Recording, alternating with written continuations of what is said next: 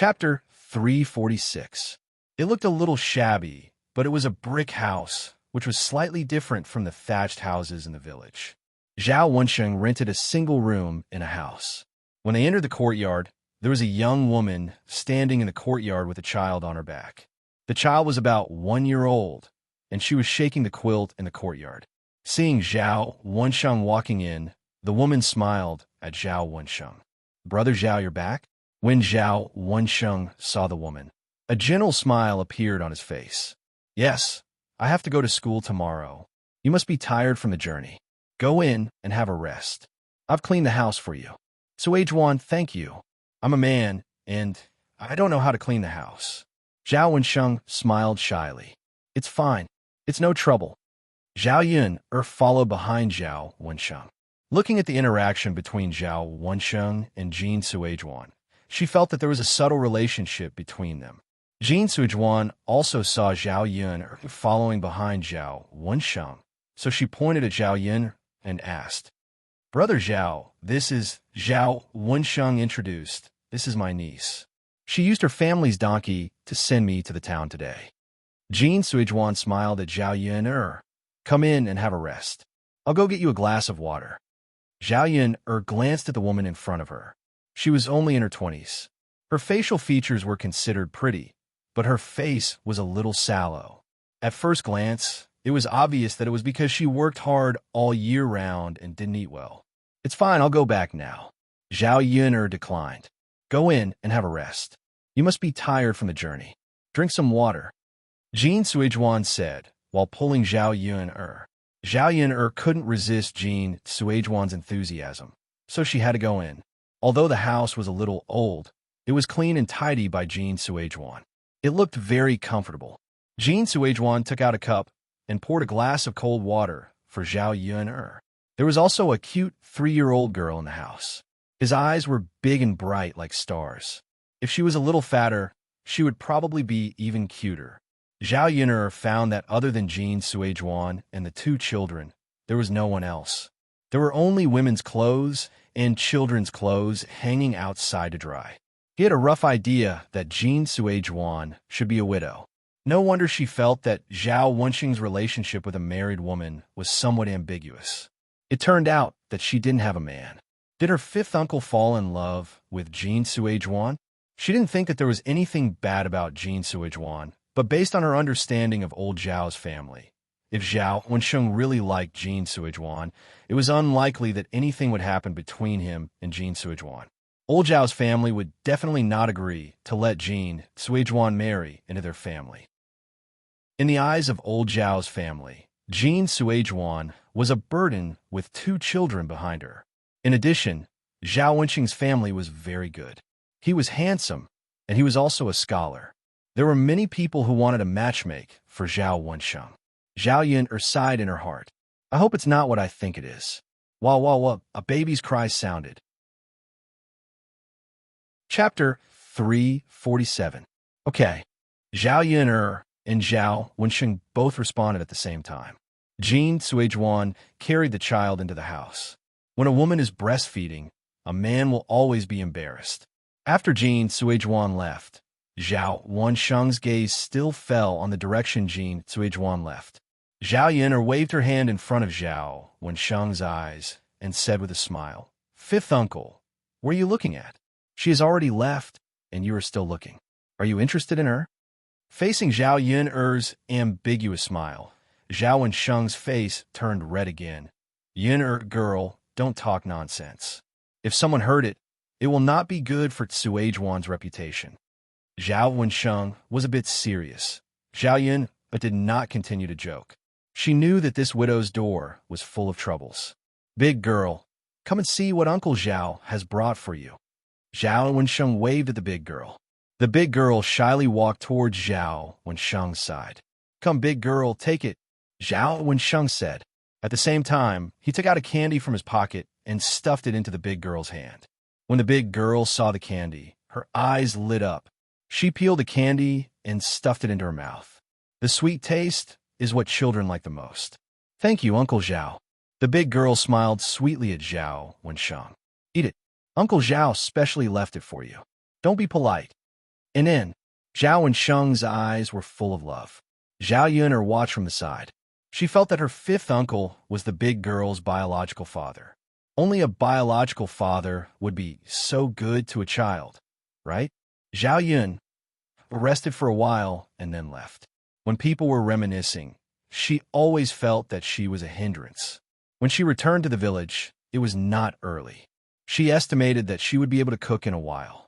On the way, she met Gooden, who was carrying a wooden bucket back from the ridge. Seeing Zhao Yun'er, Gooden still went forward and smiled shyly. He greeted Zhao Yun'er. Aunt Yun. Zhao Yun also smiled at Gooden. She glanced at the bullfrog and a few toads in Gooden's bucket. Zhao Yun'er frowned and said to Gooden, Gooden, Aunt Yun told you that you can't eat this toad. It's easy to get poisoned if you eat it. Aunt Yun, I know, but my mother told me that toads can also make money. I can't tell. Gooden lowered his head and felt wronged. Zhao Yun'er's brows furrowed even deeper. This Qin Hailan, isn't she too greedy for money? They really weren't afraid of poisoning people to death. If something were to happen, let's see how things would end up. Seeing Zhao Yun'er frowning, Gooden said, Aunt Yun, I'm sorry. It was probably because of the bullfrog. Gooden's guilt was written all over his face. Zhao Yun'er smiled and said to Gooden, Gooden, Aunt Yun doesn't blame you. But you're a good child. You have to persuade your mother. It's okay to make less money, but don't harm others. It's best not to eat toads, in case you get poisoned. Do you understand? Gooden nodded his head heavily.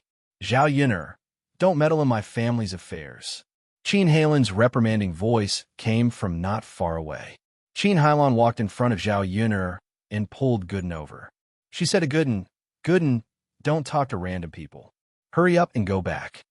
Eggface lowered his head in grievance as he responded. Oh.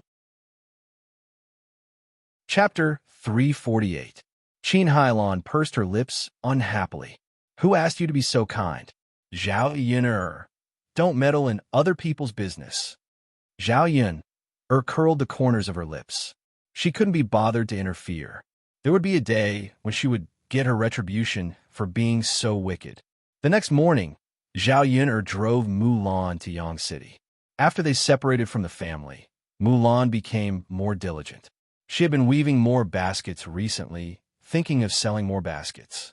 That way, she could get more money back so that the family could live a better life.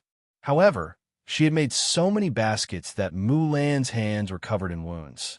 On the way, Zhao Yun'er chatted with Mulan about the family Zhu situation. After Mulan separated from the family, Mrs. Zhu cried all day long and regretted it.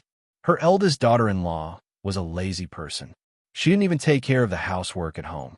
In addition, she had a child who was only a few months old. Naturally, she pushed all the housework to Mrs. Zhu. For so many years, it was Mulan who was used to working hard, letting her do so much work at once. How could old Madame Zhu bear it? However, Mrs. Zhu complained to her son, while Zhu Dainiu sided with his wife.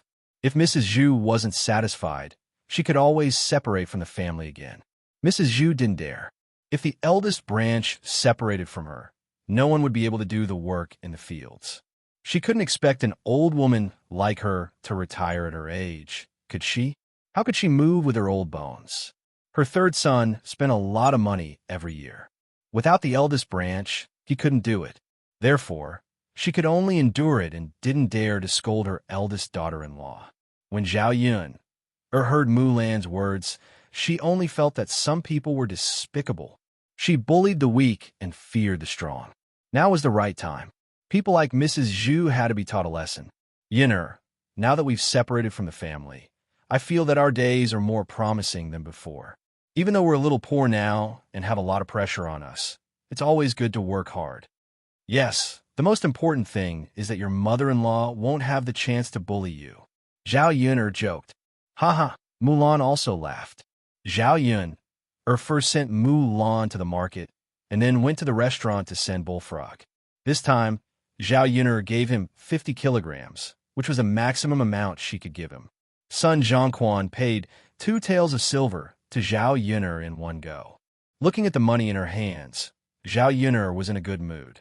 If she could maintain this income, she would be able to live a good life soon. Yin'er, you're sending more and more goods every day, right?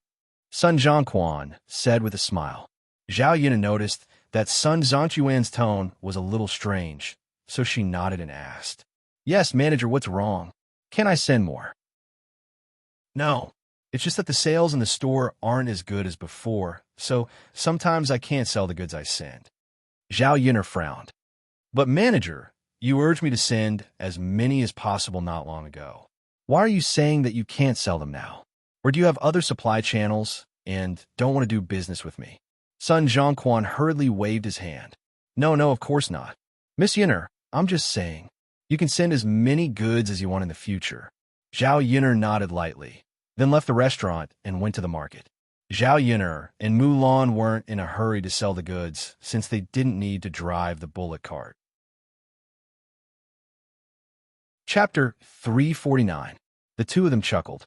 Business was pretty good. In just one morning, Mulan had sold nearly 200 copper coins. To Mulan, this was already considered a large sum of money. Although she couldn't do this every day, she could still make do with a few hundred copper coins a month. She could barely get by.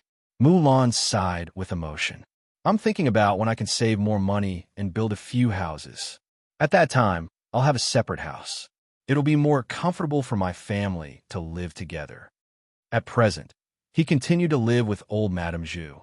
When he heard old Madame Zhu's voice, he couldn't help but feel a little annoyed. If he had his own house and lived a little further away, he really wouldn't have anything to do with the Zhu family. Zhao Yun could understand Mulan's feelings. It's always good to have a dream. Life will get better slowly. Mulan sighed. That's true. Building a house costs a lot of money. Now that we're selling these things, it's already good enough that we can live on, let alone building a house. In the end, it was because of money. Zhao Yun looked at Mulan's injured fingers. She couldn't continue weaving baskets for a long time. It was tiring and hurt her hands. The most important thing was that she didn't make a lot of money. If she wanted to live a better life, she had to think of another way out. What kind of business could she do in this town? Zhao Yun suddenly thought of the snack stall. If she did it alone, she would be busy and strenuous. But if she did it with two people, it wouldn't be so tiring. She could also make more money. Zhao Yin'er had a feeling that she couldn't do business with Sun Zhongquan for long. She didn't know what Sun Zhongquan and Qin Hailan were doing. If she really couldn't do business with Sun Zhongquan, it would be better for her to plan in advance. During the day, Mulan's baskets were almost sold out. After packing up the remaining things, the two of them went to the market to buy some vegetables. Mulan directly weighed a caddy of pork and brought it back.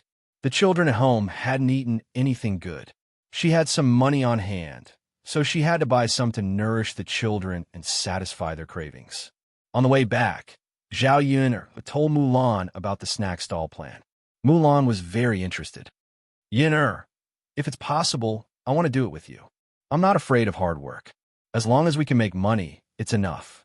Zhao Yun nodded. As long as they could make money, it didn't matter if it was a little hard. "But Yin'er, I don't have enough money." Zhao Yun patted Mulan's. "Yin'er, I feel that you're the one who suffers losses. How about this? When we share the money, you can get more and give me less. Or I can work for you every month, and you can give me a little salary." "Mulan, don't you know our relationship? Don't be so polite with me. We can talk about how to share the money later. Let's go to Yang City to check the situation and see when we can buy the stall." "Sure." After lunch, Zhao Yun wanted to go up the mountain, but there were a lot of officers and soldiers. These soldiers gathered in front of Zhao Yun's house, which attracted many villagers. They were all chattering about what had happened. Chapter 350. A group of people gathered together, chattering nonstop, discussing what was going on. If it wasn't a serious crime, there wouldn't be so many soldiers here. "What's going on?" "I don't know. Something serious must have happened. Something serious must have happened. If it wasn't serious, why would so many soldiers come here?" These soldiers came to Yin'er's house. Did Yin'er commit a crime? What crime could Yin'er commit? She's just a woman. What crime could she have committed? I'm not sure. Look at Yin'er. She's just a woman, but she bought a donkey before. I was wondering where she got the money. It's not easy for her to support herself. Now it seems that she must have stolen it. These soldiers came to catch Yunner. Could it be that Yunner was caught stealing? I think so. Otherwise, why would so many soldiers come here? Alas, it's so embarrassing. We've never seen such a thing in our village. She's not afraid of being embarrassed. Didn't she get pregnant before marriage? Old Zhao's family is embarrassed again. Zhao Yunner walked out because of the noise outside. When she saw the soldiers outside, her heart skipped a beat. There was a bad premonition in his heart. Zhao Yun rushed over to the constable and politely asked, "I don't know why the officials have come to my house." The constable glanced at Zhao Yun'er, who was standing in front of him. He saw that Zhao Yun'er's appearance was delicate and pretty. Her voice was crisp and pleasant. Her every movement had a unique temperament. She didn't look like an ordinary countrywoman. She was polite to him, but didn't show any humility in front of him. The constable had a good impression of Zhao Yun'er. Would such a woman really commit a crime? "Are you Zhao Yun'er?" the constable asked with a cold face. Zhao Yun'er nodded and responded, "That's right. Miss, the authorities are now suspecting you of poisoning people and are now arresting you." As the constable spoke, two soldiers stepped forward and surrounded Zhao Yun'er. Poisoning people? Zhao Yun'er frowned. Was he talking about her? Since they had reported her name and found her doorstep, these people must have confirmed that there was no mistake. Zhao Yun'er took a deep breath and asked the constable calmly, "I wonder if you can tell me what kind of poison was used. Can you explain it more clearly? I don't understand. You'll know when you follow us to the magistrate's office." "We can't tell you now," the constable said. Zhao Yun'er knew that the constable was already being courteous to her. If she continued to ask, it would mean that she did not know how to appreciate favors. "Miss, let's go. Come back with us now." Zhao Yun'er looked at the constable awkwardly and pleaded, "Brother official, I still have a child. I wonder if I can go into the house and talk to him for a while. After I'm done, I'll go with you." The constable glanced at Zhao Yun'er and thought that a woman like Zhao Yun'er couldn't run away. There was no harm in talking to her. He said, "All right then. Miss, try to hurry." Zhao Yun'er nodded. "Thank you, brother official." After speaking, Zhao Yun'er turned and went into the house. Mu Lianfeng leaned against the door. When he saw Zhao Yun'er come in, he quickly asked, "Miss Yun'er, why are there so many soldiers here? What's the matter?" Chapter 351. Zhao Yun'er told Mu Lianfeng what the soldiers said. She didn't understand what was going on. She could only find out when she went to the government. Being accused of something for no reason, Zhao Yun'er had to wash it off. It wasn't her doing, but she wasn't afraid. If someone was framing her, she had to figure it out. "Miss Yin, do you want me to help you say something? They won't dare to act recklessly on my face." Mu Lianfeng said. Zhao Yun'er shook her head. "Young Master Mu, our great Zhou country does things according to the law. Although you are the heir, you can't stop the government from handling the case. If young Master Mu wants to help me, then I ask young Master Mu to help me take care of Daodu. If Mu Rongzi doesn't find it troublesome, then I can't come back, so help me find out what happened." Zhao Yun'er left the room after saying this. "Mother, Dada, don't be afraid. Your mother will be fine." Mu Lianfeng hugged Daodu and comforted him. Seeing Zhao Yun'er leave with the soldiers, Mu Lianfeng's eyes flashed with a cold light. The news of Zhao Yun'er poisoning people and being arrested by the government spread through the village. When the old Zhao family rushed to Zhao Yun'er's house, Zhao Yun'er had already left. Hua Chunhua cursed under her breath. This little teach, she must think that she hasn't disgraced the Zhao family enough. She's capable of doing anything. Humph! Mother, isn't that right? She deserves it. She threw feces at us. Now look at it. Retribution from the heavens has come. Zhao Xinhui was taking joy in other people's misfortune. Hua Chunhua frowned. Although Zhao Xinhui was right, she was happy that Zhao Yun'er had this kind of ending. But when others laughed at the old Zhao family, she wasn't happy. When Zhao Yun'er got pregnant before marriage, it had been a long time since people talked about it. Now that Zhao Yun'er did such a shameful thing, even the past was dug up. The girls in the family were at the age to find husband. Old Zhao family's reputation was bad. Now all good in-laws were gone. This little slut, She should have died long ago. She doesn't do proper things and only think of crooked ways, Hu Chunhua said and spat on the ground. She pointed at Liang Jinxiao and scolded again. Look at your good daughter. God damn it. What kind of trash did she give birth to in our family? Liang Jinxiao frowned, feeling unhappy. Yin was in trouble, but she was only worried. She wasn't like Hu Chunhua, scolding her whenever she could. Zhao Yun, was old Zhao family's granddaughter. Was old Zhao family really not worried about her life or death? Mother, Yin must have been wronged. How could she poison others? Don't you know Yun character? Liang Jinxiao retorted. Hu Chunhua snorted lightly. How can I not understand? That little bitch is very powerful. I think she most likely stole someone else's things and was found out. Then, she was poisoned and killed by someone. No wonder she's living a good life now. It turns out that she's doing these sneaky things.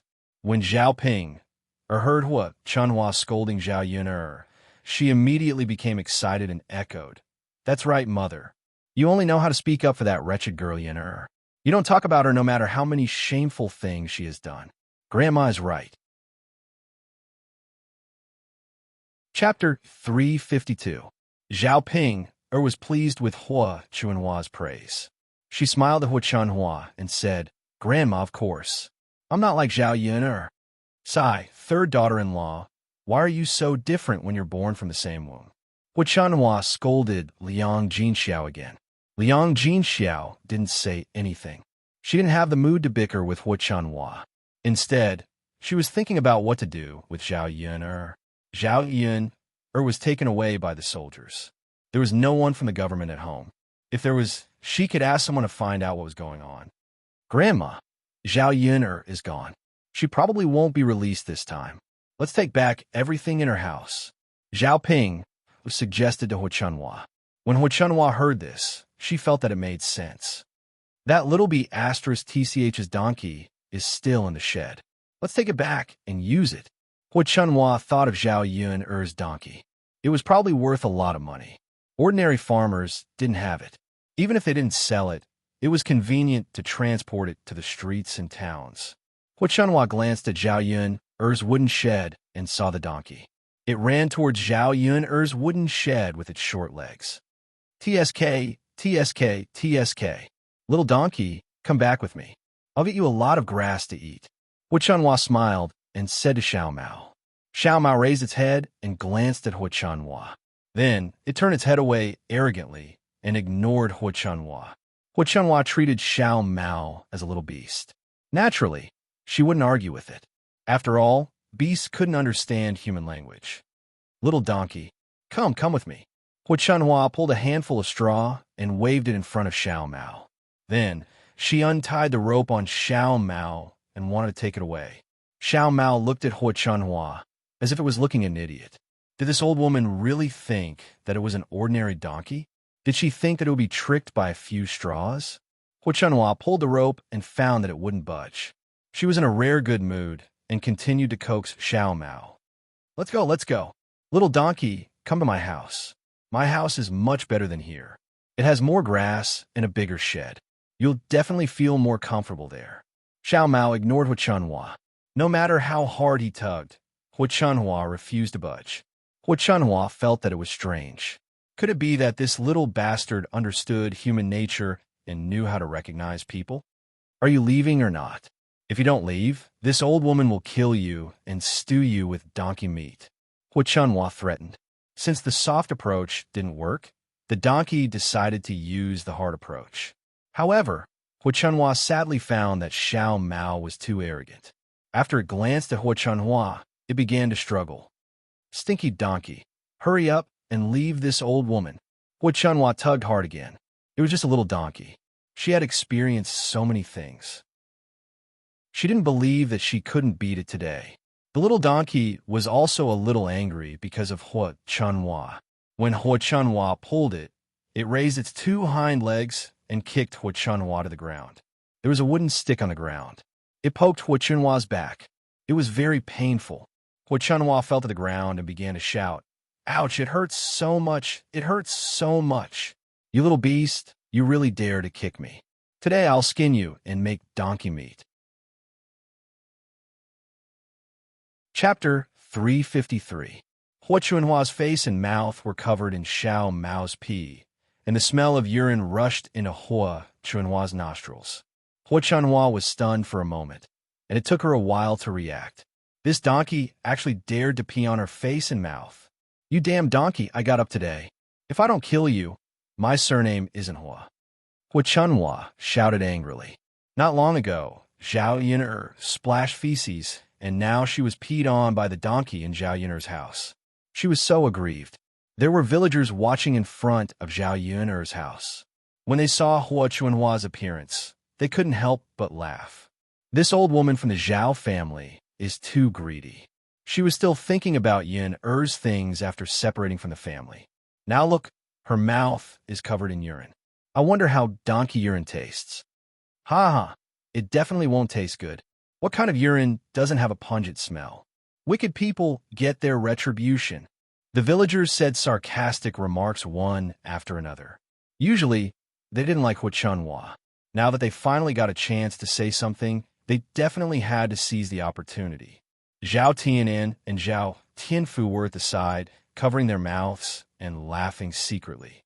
Brother Tianan, Xiao Mao is really amazing. It did a great job. Haha, look at her grandmother. She was tortured so miserably. In front of Zhao Tianan, Zhao Tianfu didn't hide anything and said everything in his heart.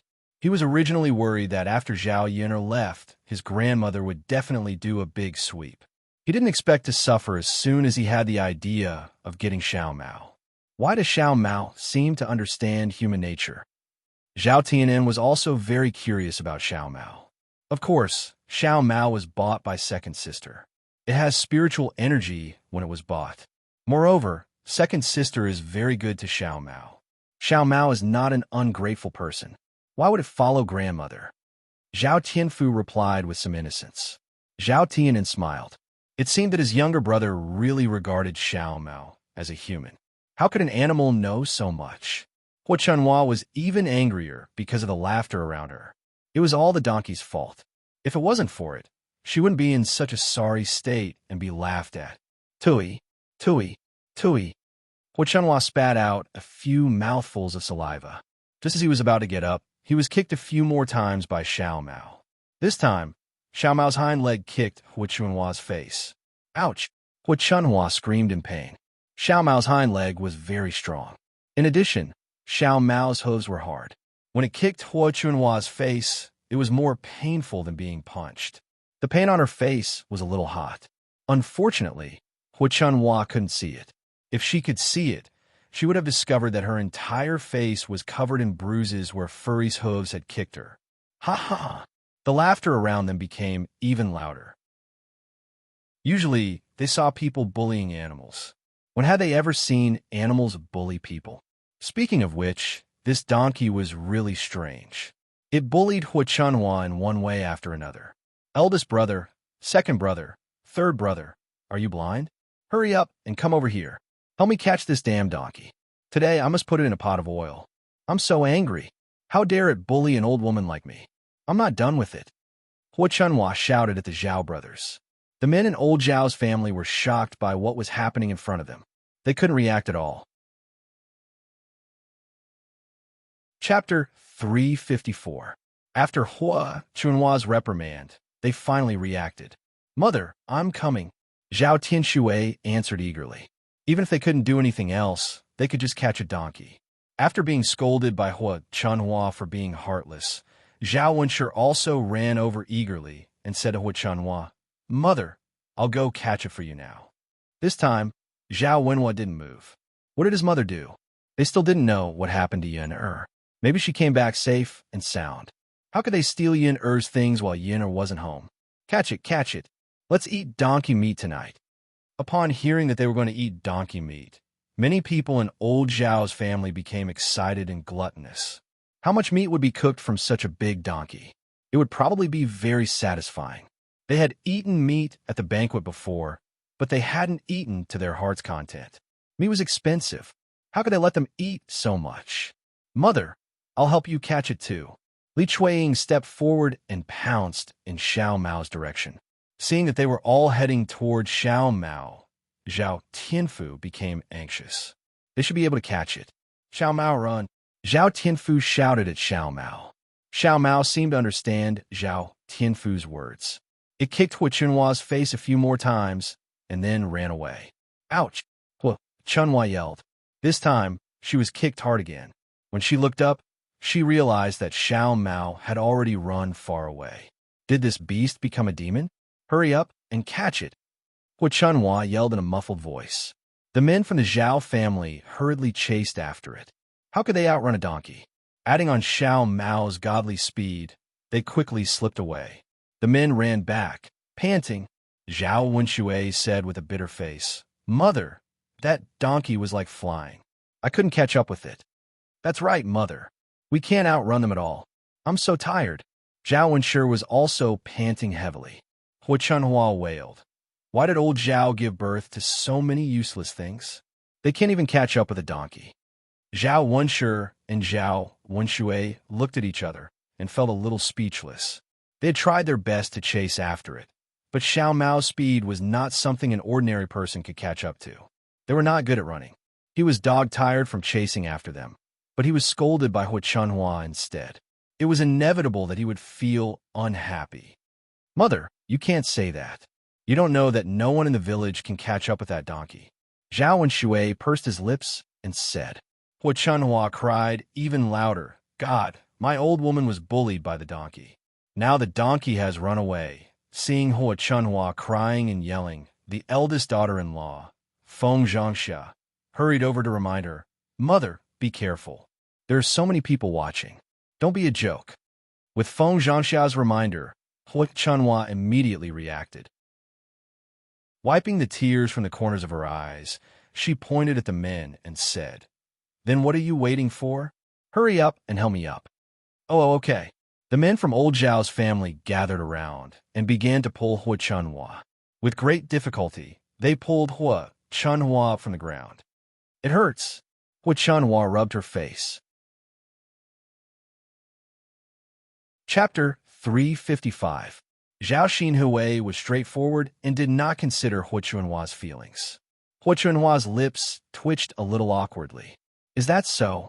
Mother, if you don't believe me, let eldest sister-in-law and second sister-in-law smell it.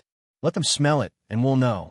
After Zhao Xinhui finished speaking, Hua Chunhua turned her mouth to Li Chuiying and Feng Zhangxia and blew a breath of air over. The smell in her mouth was really too strange. There was the smell of urine and a stench.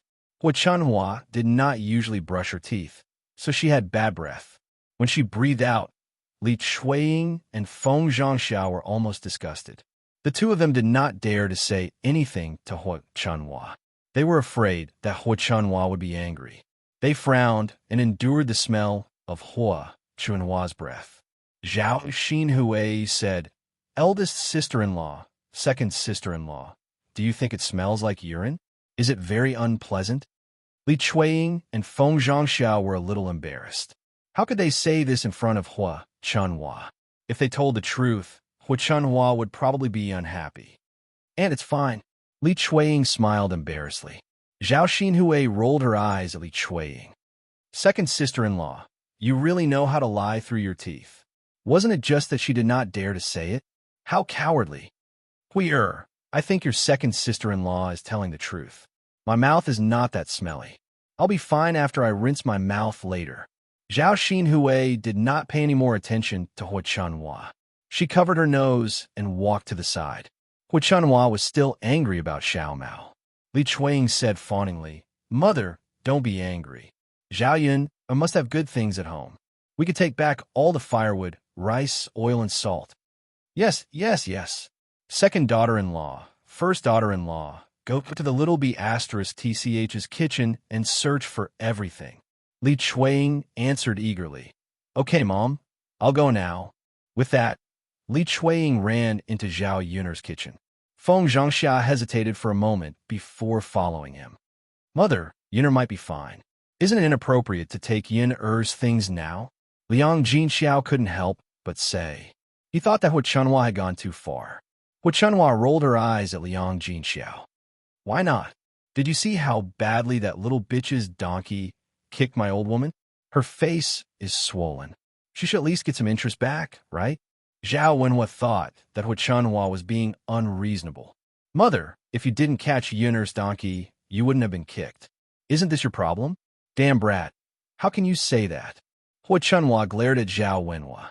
Zhao Wenhua was so scared that she didn't dare to say anything. Zhao Wenhua and Liang Jinxiao felt uncomfortable with Hua Chunhua's overbearing attitude, but they could do nothing about it.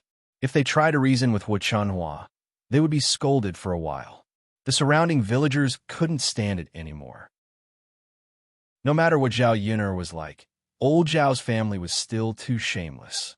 Therefore, someone stood up and said, Auntie Zhao, what you're doing isn't right. Yun'er is already separated from old Zhao's family. Her things have nothing to do with you. We don't even know if she's fine, but you've already taken everything from her. To put it bluntly, you're thieves. If Yun'er goes to the government and accuses you of stealing and robbing, all of us can testify. Chapter 356. Auntie Zhao, you can't go overboard. Now that Yun'er is in trouble, shouldn't you old Zhao's family ask around and help her find out what happened? Then you can come up with a solution together, right? Why are you looting her things as soon as she left? Hua Chunhua was embarrassed by these people, but how could she be willing to let go of Zhao Yun'er's things? She said, It's none of your business. This is old Zhao's business. Now that Yun'er is gone, we should take her things back for safekeeping. Otherwise, who knows if you will steal them? Auntie Zhao, how can you accuse others like this? You're so unreasonable. Who's unreasonable? I'm too lazy to argue with you. It's not your family's business. Why are you poking your nose into it? Zhao Ping'er stood up and helped Hua Chunhua to reply. Seeing that old Zhao's family was unreasonable, the surrounding villagers knew that it was useless to say anything. They had no right to interfere with old Zhao's business. Li Chueying and Feng Zhangxia rummaged through Zhao Yun'er's kitchen. In the end, they found a bag of polished rice, half a bag of flour, some oil, salt, and soy sauce. Li Chueying and Feng Zhangxia only took the polished rice, flour, oil, and salt. Li Chueying ran to Hua Chunhua with the things and said eagerly, Mother, look, these are good things. Can we cook a meal of polished rice tonight? Li Chueying was a glutton. Life was hard for people in the countryside, so they usually ate brown rice. It was not easy to eat brown rice alone. They would also eat mixed with other grains and wild vegetables. If they cooked a meal of pure polished rice, it would be a very good meal. Hua Chunhua didn't feel reluctant to give up the food that they got from Zhao Yun'er's house. She directly agreed. Okay, let's eat a meal of polished rice tonight. Old Zhao's family was delighted when they heard this. Li Chueying suddenly thought of something and his eyes lit up. He ran to Hua Chunhua and said to Hua Chunhua, Mother, I have a good idea. What idea?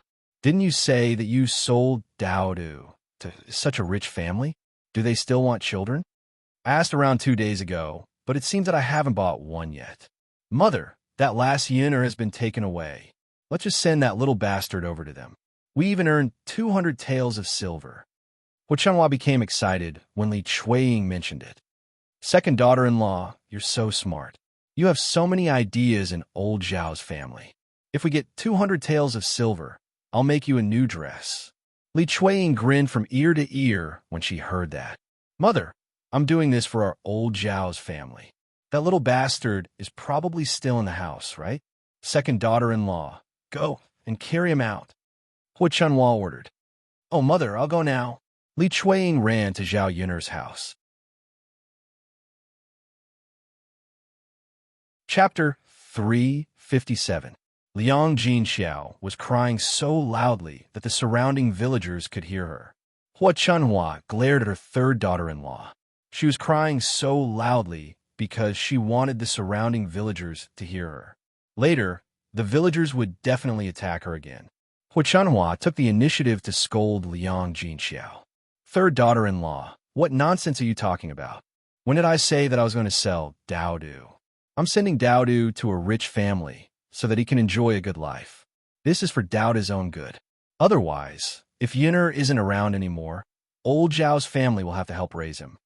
Hua Chenhua's words made the surrounding villagers think that she meant that if Zhao Yun'er didn't come back, Daodu would have no one to take care of him. At least someone would be able to raise him if he was given away. If that was the case, then there was no need to criticize her. Outsiders didn't know what was going on, but Liang Jinxiao was well aware. She didn't want to sell him or give him away. If Zhao Yun'er didn't see Daodu when she came back, she would definitely go crazy. Mother, just keep Daodu. You can't give Daodu away. Third daughter-in-law, if you dare to make trouble with me again, I'll ask third brother to divorce you. Hua Chenhua was so angry that she kicked Liang Jinxiao again. She really didn't know what was good for her. Suddenly, a woman's miserable scream was heard.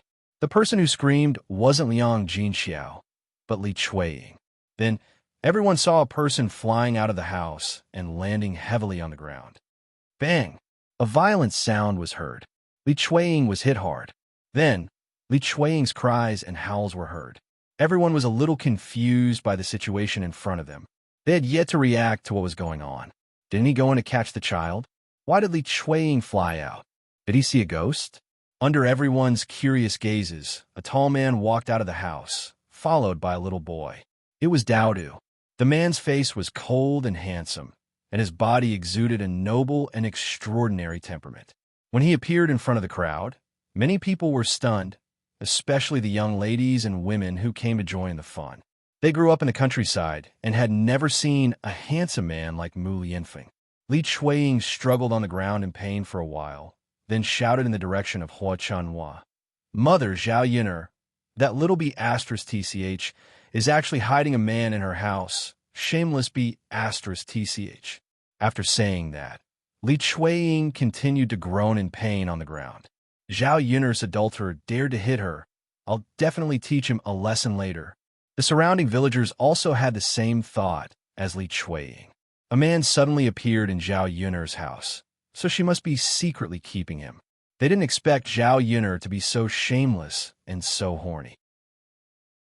In the village, they had never seen a woman like Zhao Yun'er, who was even willing to keep a man in her house.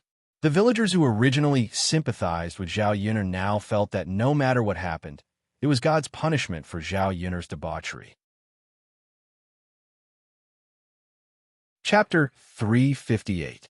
Hearing Hua Chenhua's words, Zhao Wenshi and Zhao Wenshui dashed towards Mu Lianfeng. Mu Lianfeng glanced at Zhao Wenshi and Zhao Wenshui coldly with disdain in his eyes. When the two of them approached him, he raised his leg and kicked Zhao Wenshi and Zhao Wenshui, sending them flying with a kick. Everyone was shocked and opened their mouths. How could he kick them so easily? It was as easy as blowing off dust. The only explanation was that Mu Lianfeng knew Kung Fu. The villagers had never seen much of the world, and they had never seen anyone who knew Kung Fu. Therefore, in their opinion, anyone who knew Kung Fu was extraordinary and not a simple person. After Zhao Wenshi and Zhao Wenshui were sent flying, Mu Lianfeng took a few steps forward and kicked Li Chuiying's mouth hard. He had never hit a woman before. It was the way of a gentleman. A man shouldn't hit a woman. However, accidents could happen. When he met a woman who was too cheap, he didn't need to be soft-hearted at all. One of Li Chuiying's teeth was kicked out, and blood kept flowing out. The sound of a pig howling was even more tragic. Mu Lianfeng looked coldly at Li Chuiying, who was lying on the ground in pain. He had no sympathy for him at all. With a slight smile, Mu Lianfeng said to Li Chuiying, who was lying on the ground, "This is what you get for saying the wrong thing. I hope you will remember it next time." You. Hua Chenhua pointed at Mu Lianfeng angrily. This man was too arrogant. Just as Hua Chenhua was about to incite the villagers, Zhao Xinhui suddenly pulled Hua Chenhua back. "Mother, stop it. He is Prince Shitzi." Hearing Zhao Xinhui's words, Hua Chenhua was shocked. She looked at Mu Lianfeng carefully and suddenly remembered that she had seen him before in Yang City. Her heart couldn't help trembling. If it was someone else, it would be fine, but ordinary people didn't dare to touch Prince Shitzi. "Grandmother, it is Prince Shitzi." Zhao Ping also recognized him and said to Hua Chenhua. She stared straight at Mu Lianfeng with admiration in her eyes. She didn't expect Prince Shitzi to be so handsome. and his kung fu was extraordinary. Mu was the type that women liked. When the surrounding villagers heard Mu Yinfeng was Prince Shitzi, they talked about him even more. Looking at Mu Yinfeng's aura, they didn't doubt him at all. But why did Prince Shitzi come to Zhao Yun's house? Could it be that Prince Shitzi had an affair with Zhao Yun? It didn't make sense at all. Maybe Zhao Yun was Prince Shitzi's mistress? The reason why Zhao Yun was able to live a good life these days was because of the money given by the prince. The villagers had a lot of wild imaginations, but it was very different from the real situation. Hua Chunhua was afraid that Mu Yinfeng would argue with her. She was so scared that even her legs began to tremble. She walked shakily to Mu Yinfeng and apologized to Mu Yinfeng. Prince Shitzi, please don't argue with an old woman like me. I was blind and didn't recognize you. Mu Yinfeng stared coldly at Hua Chunhua. He knew what this old woman had done and said when he was in the house. He restrained himself because it was inconvenient for him to go out. He was afraid that it would affect Zhao Yun's reputation. He didn't expect that they would target Dao Du. Chapter 359. Since Zhao Yun wasn't around, he naturally had to protect Dao Du. No matter what the reason was, these people shouldn't even think about touching Dao Du. Won't bicker with you, Mu Yinfeng retorted, then snorted lightly. He wasn't someone who would let others off so easily, especially someone like Hua Chunhua, who had crossed his bottom line. He wouldn't let them off so easily. Yes, Your Highness, please don't bicker with an old woman like me. I don't know much. Hua Chunhua immediately cowered when she met Mu Yinfeng's sharp gaze. In the end, she was still afraid that if Mu Yinfeng got angry, she might lose her old life. Zhao Xinhui also took a step forward. Her movements were a little bashful, and her sweet voice rang out. She was pleading for Hua Chunhua in front of Mu Yinfeng. Your Highness, it's all my mother's fault. She's an ignorant old woman from the countryside who offended you. You're a magnanimous person. Surely you won't bicker with such a person, right? Although she said that she was pleading for Hua Chunhua, it was more accurate to say that she was trying to make her presence known in front of Mu Yinfeng. Mu Yinfeng sized up this mother-daughter pair. One was mean, the other was pretentious. Both of them made him feel disgusted. Dao Du, tell me, how should I punish this grandmother of yours? Mu Yinfeng turned around and waved at Little Bun. His voice suddenly became much gentler. Dao Du walked in front of Mu Yinfeng and glared fiercely at Hua Chunhua. Just now, Hua Chunhua bullied Xiao Mao and stole his family's things. She was really too hateful. Little Bun bit his lower lip, thinking about how to punish Hua Chunhua. Daddy, Dao Du can't think of anything. Daddy should think of something, Little Bun said to Mu Yinfeng. How could a child think of something so vicious? Mu Yinfeng chuckled. All right then, Daddy will think about it. Since she was so good at scolding people, he would sew her mouth shut. This way, she won't be able to scold anyone anymore. Mu Yinfeng said it as if it was a very simple thing, but it scared Hua Chunhua. She immediately knelt in front of Mu Yinfeng and said, Your Highness, it's my fault for having a cheap mouth. But you can't sew my mouth shut. I'll die if you do that. Then tell me a punishment method. If I'm satisfied with it, I can consider changing it. Mu Yinfeng's sharp voice rang out again. The aura that erupted from his body made it seem like he was the ruler of the world. How about I slap myself a few times? Hua Chunhua asked cautiously. Mu Yinfeng did not react at all, which meant that this method would not work. Hua Chunhua was a little anxious. She couldn't bring herself to slap herself. Hence, she looked to Zhao Xinhui for help, hoping that her daughter could help her come up with an idea. However, Zhao Xinhui looked at Mu Yinfeng fawningly and said to Mu Yinfeng, Your Highness, my mother's mouth is so smelly. Why don't you make her eat a pile of sh*t? Let's see if she still dares to spout nonsense in the future. Zhao Xinhui's words caused the surrounding villagers to burst into laughter. Hua Chunhua really had 8 lifetimes of bad luck to have such a daughter. It was the first time she had seen such a scammer. Haha, interesting. This daughter of old Zhao is really interesting. If my daughter was like this, I would skin her alive. Chapter 360. Who's going to marry his daughter? Each one of them is weirder than the other. Zhao Xinhui has wasted her good looks for nothing.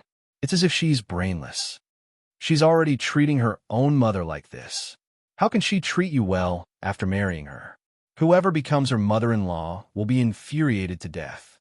Haha, Annie Zhao is so pitiful. She doted on her daughter for nothing and treated her like a treasure. Great, now she's here to trick her. The surrounding villagers laughed happily. It was rare to see such a joke. Hu Chunhua was dumbfounded when she heard Zhao Xinhui's words. How could her daughter say such things about her? She asked her to give her advice, but in the end, she tricked her even more. Hu Chunhua was furious, but she couldn't vent her anger on Zhao Xinhui.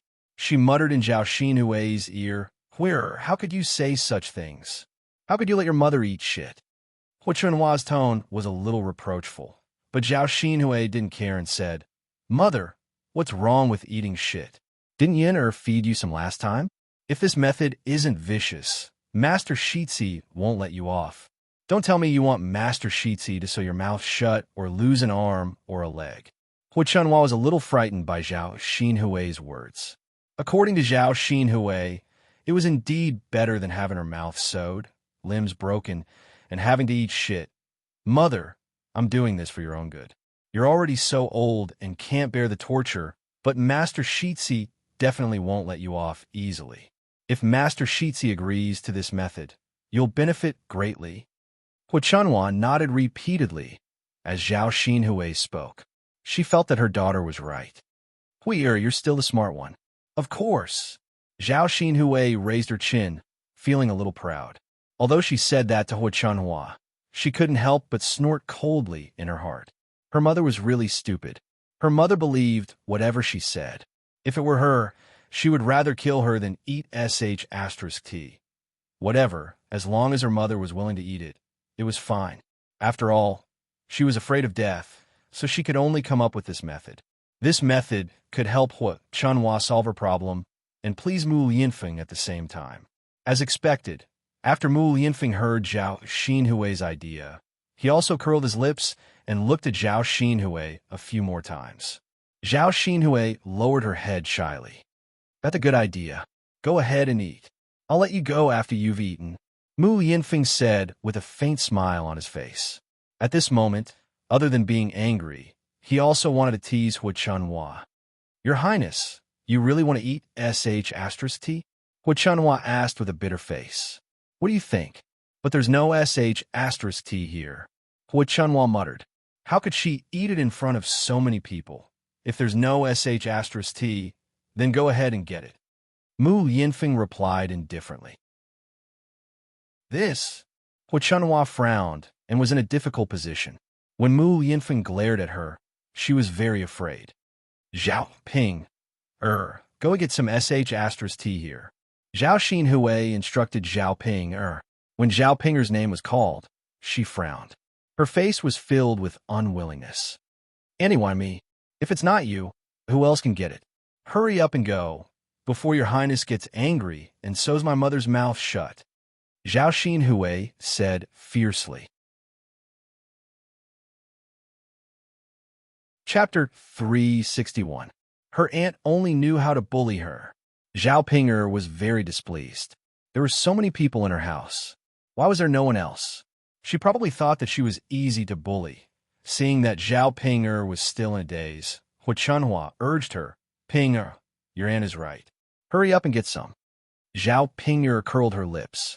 Oh, but how am I supposed to scoop the milk? She couldn't grab it with her hands, right?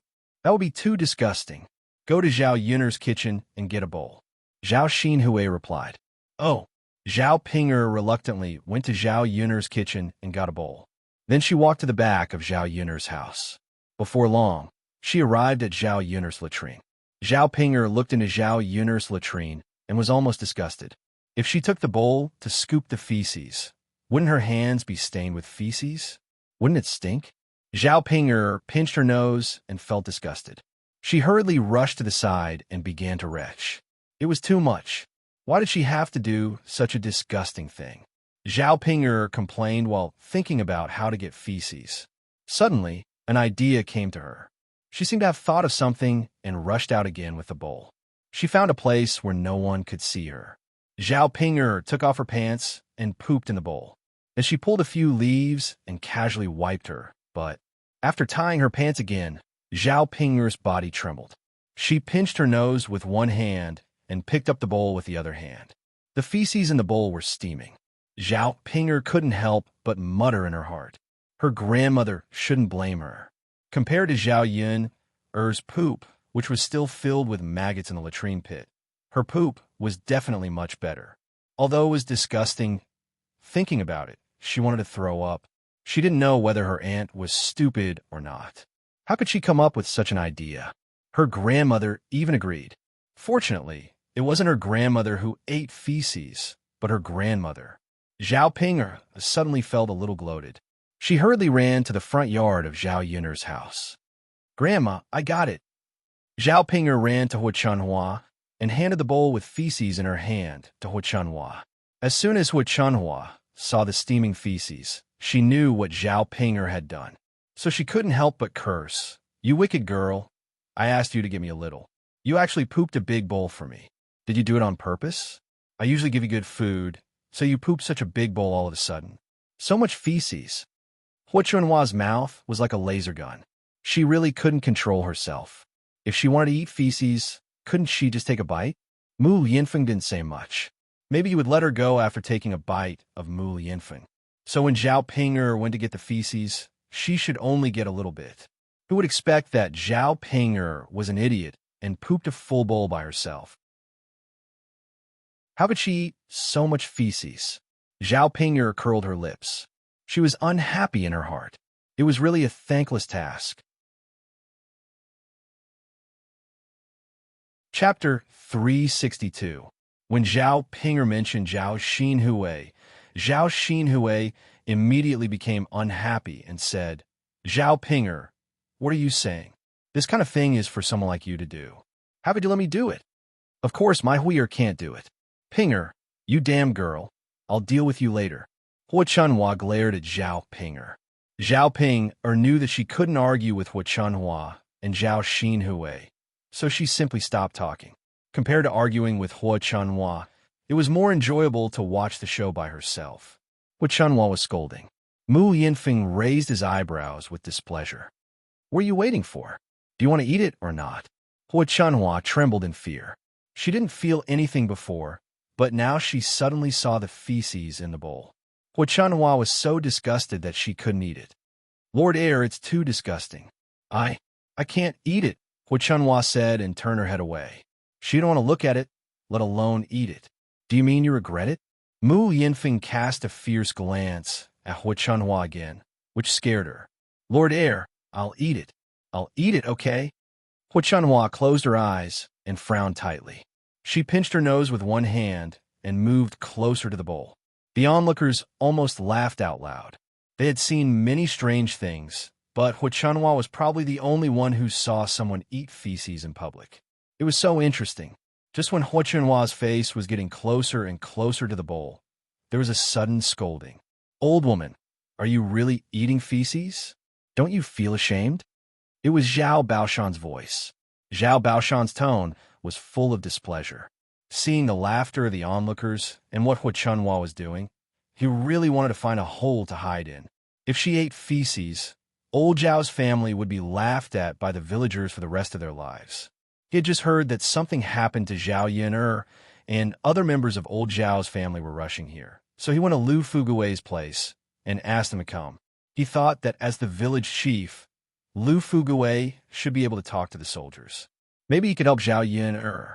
He didn't expect that when he finally managed to get Lu Fugui to come over, he would see Hu Chunhua eating *T. Hu Chunhua and the other members of the Zhao family regained their senses after hearing Zhao Baoshan scolding. "Old man," Gu Ning said. Hu Chunhua wanted to explain, but Zhao Baoshan stepped forward and directly threw the bowl in Hu Chunhua's hand away. "You may be shameless, but I'm not. If you dare to eat feces today, I'll divorce you." "Old man," Hu Chunhua wanted to explain again.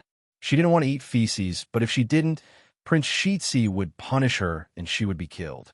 She didn't want to die, but she also didn't want her mouth to be sewn shut. After weighing the pros and cons, she made the decision. Without waiting for Hua Chunhua to say anything, Zhao Baoshan vented his anger on the other members of the Zhao family. You guys are really something. Don't you know how to stop her when I'm not around? What are you doing? Aren't you afraid of being laughed at? Old Zhao's family felt aggrieved to be scolded by Zhao Baoshan. Zhao Wenxue said, Father, you can't blame us. We can't stop Mother from eating feces. You know my mother's character. That's right, Father. Speaking of which, it's more appropriate for you to blame little sister.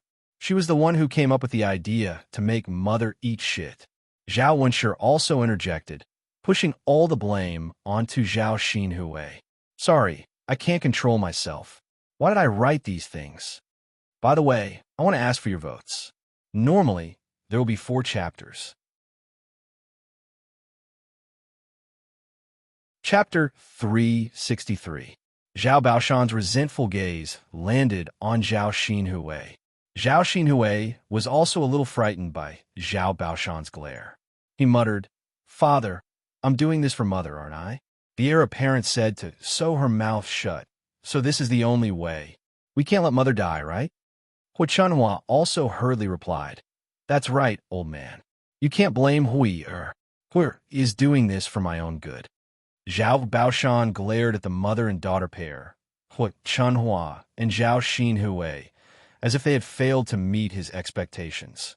Their brains were simply filled with sh*t. It would be better to sew their mouths shut than to do such a shameful thing in front of the entire village. Hua Chunhua and Zhao Xinhui were so frightened that they did not dare to say anything.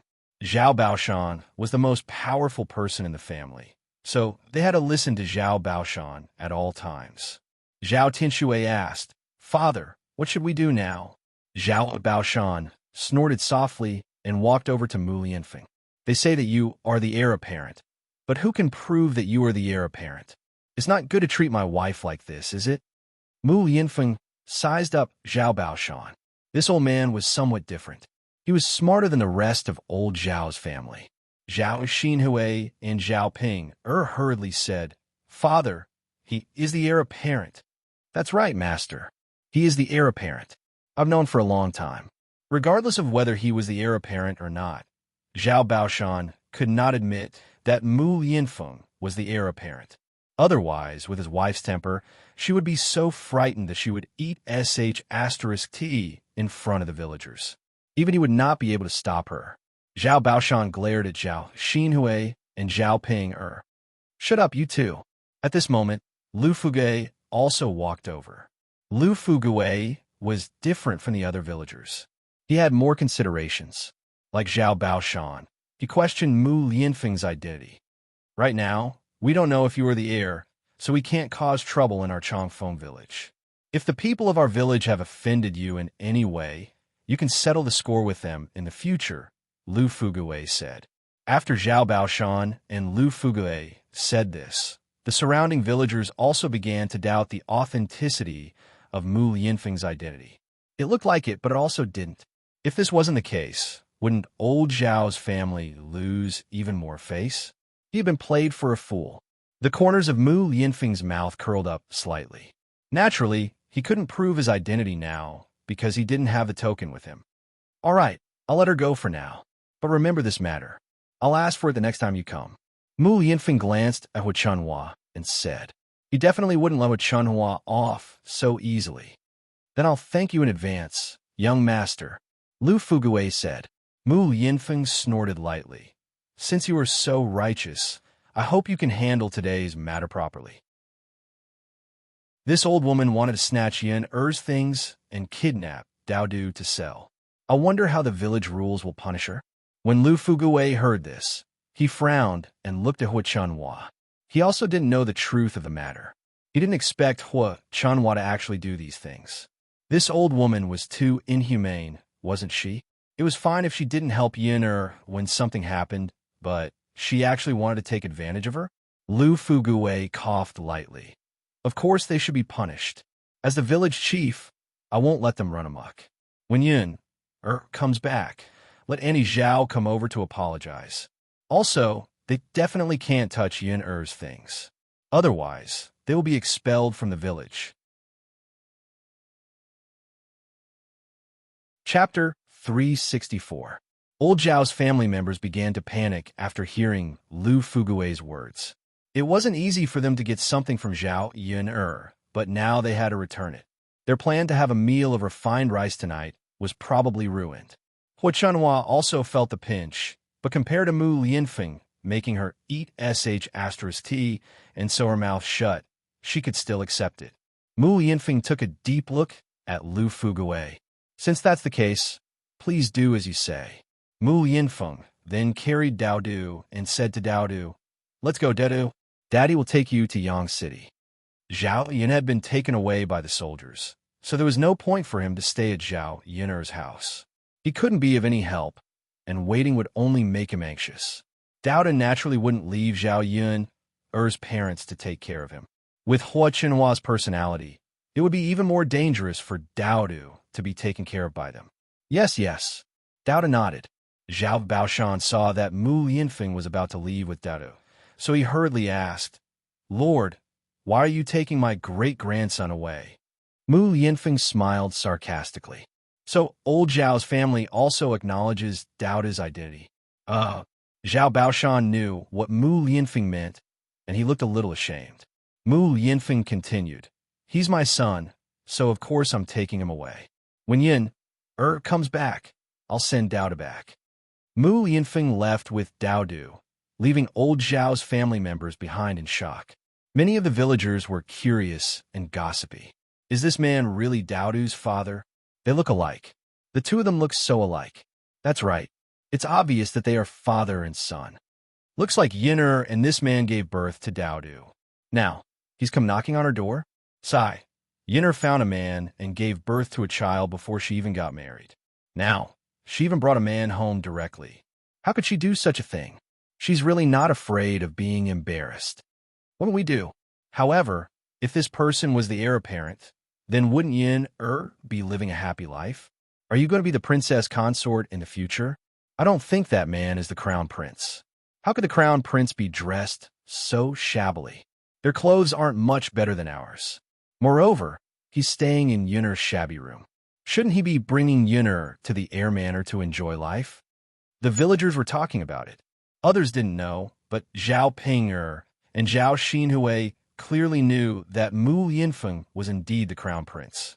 They didn't know why Mu Lianfeng stayed in Zhao Yun'er's room, but the clothes he wore at that time weren't simple. Hua Chunhua opened her mouth. Is Dao Du really the crown prince's son? Seeing the shock on Hua Chunhua's face, Zhao Baoshan and Lu Fugui exchanged a glance and thought of what had happened 3 years ago. The person who bought Zhao Yun'er at that time was a big shot. Could it be that the crown prince was the crown prince? Zhao Xinhui snorted softly. "Mother, what are you thinking about? Why are you thinking about these impossible things? Do you know who the crown prince is? How could he fall in love with Zhao Yun'er?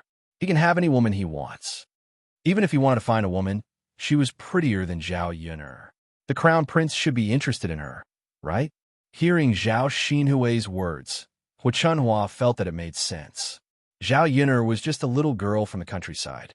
How could she be a match for the crown prince? Chapter 365. Maybe His Highness doesn't have any children, so he wants to adopt Dao Du as his son because he's so cute, Zhao Xinhui replied. Old Zhao's family thought for a while and agreed that it was indeed possible. All right, let's not talk about this anymore. Hurry up and go home. Don't embarrass yourselves here, Zhao Baoshan urged. In fact, he was afraid that the more these people talked about it, the easier it would be for them to find out what they had done in the past. At that time, he couldn't afford to be embarrassed. Lu Fugui also urged the onlooking villagers to leave. For a moment, Zhao Yun'er's house was quiet again. Zhao Yun'er followed the soldiers to Yang City and was directly sent to prison.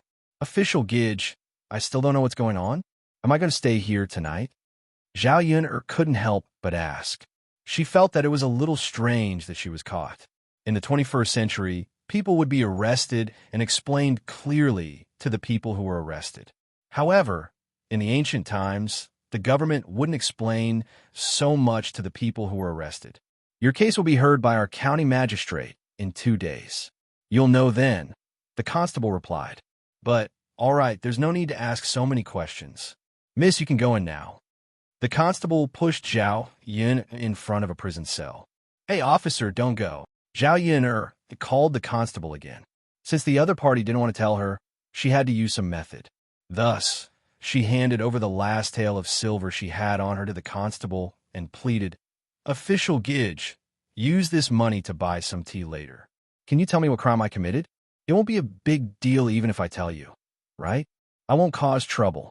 I just want to know. Otherwise, I won't be so nervous if I don't know. The constable met Zhao Yun's pleading eyes and looked at the silver in Zhao Yun's hand.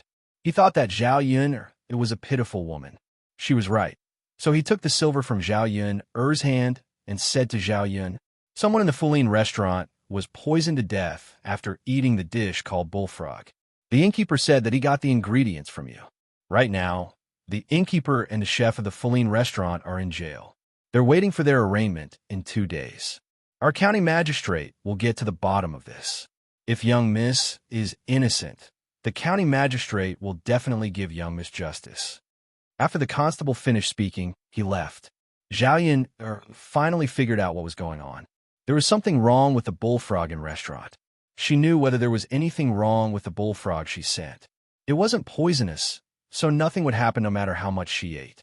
Moreover, every time she sent the food over, Zhao Yun would carefully check to make sure there was no toad mixed in.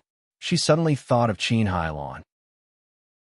That woman directly caught the toad and probably mixed it in with the bullfrog and gave it to Sun Zhongquan. Sun Zhongquan didn't admit it in front of her, but he definitely received the bullfrog from Qin Hailon in private. Zhao Yun wasn't angry that Sun Zhongquan received the food from Qin Hailon. She was angry that Sun Zhongquan actually pushed the blame to her after the incident.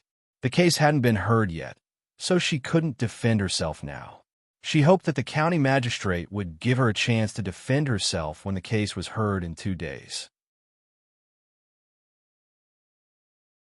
Chapter 366. Zhao Yun couldn't help but frown.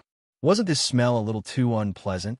The environment in this ancient prison really couldn't be compared to the one in the 21st century. How is this a place for people to stay? Even a pigsty wasn't this dirty. She still had to stay in this place for 2 more days. Zhao Yun felt uncomfortable just thinking about it, and felt uncomfortable all over. There were already a few women in the cell where Zhao Yun was, and they were all dirty all over. Seeing Zhao Yun come over, they said to Zhao Yun, Miss, just find a place to sit down. These people's attitude toward Zhao Yun was still quite amiable, which made Zhao Yun feel somewhat gratified. One had to know that in the 21st century, newcomers were easily bullied in prison. Zhao Yun smiled at these women and looked into the prison to find a place to sit down. Everywhere was dirty, and there wasn't a clean place. Miss, since you're here, don't dislike this and that. Hurry up and sit down. A woman persuaded. When they first came in, they also thought it was too dirty. Later, they found that there was no other way. They couldn't keep standing. Zhao Yun was conflicted in her heart for a moment, but finally accepted it. So, she found a place to sit down by the corner. But after sitting for a while, she felt something drilling under her, and then it made a squeaking sound. Zhao Yun jumped up in fright and screamed. She found a fat black rat scurrying out. It was too disgusting. The others in the prison felt that Zhao Yun was making a fuss over nothing. They persuaded her, Miss, don't be afraid. There are many rats in this cell. You'll be fine once you get used to it. Zhao Yun felt that there was a mouthful of blood in her chest, and she almost spat out a mouthful of blood. How was this comforting? After saying it, she was even more afraid. Originally, she thought that if it was a little dirty and smelly, she could endure it and endure it in the cell for 2 days. Now that she saw these rats, how could she bear it? What if she was bitten by a rat when she fell asleep? Zhao Yun had goosebumps when she imagined the scene of the mice gathering together. Miss, please sit with us. We have fewer rats here. A woman greeted Zhao Yun out of kindness. The woman said that there were fewer rats, not that there were no rats. Zhao Yun'er was still scared witless.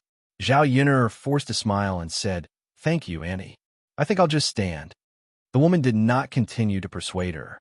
She knew that when Zhao Yun'er was tired from standing, she would sit down obediently. Zhao Yun'er leaned against the wooden bars. Facing the pitch-black prison cell, she felt a trace of fear for the first time. After standing for an hour or two, Zhao Yun'er's legs were numb and uncomfortable. If she could hold on for one night, her legs would probably be crippled. Leaning against the wooden bars, Zhao Yun'er was tired and scared, but no one could save her at this time. "Zhao Yun'er, come out." A jailer walked over and said to Zhao Yun'er. Zhao Yun'er was a little curious. She had only been here for 2 hours. Why was she released so soon? It should be night now. According to the news, there shouldn't be any trial. What was going on? "Come out quickly. What are you waiting for?" The jailer urged again. "Oh," Zhao Yun'er responded.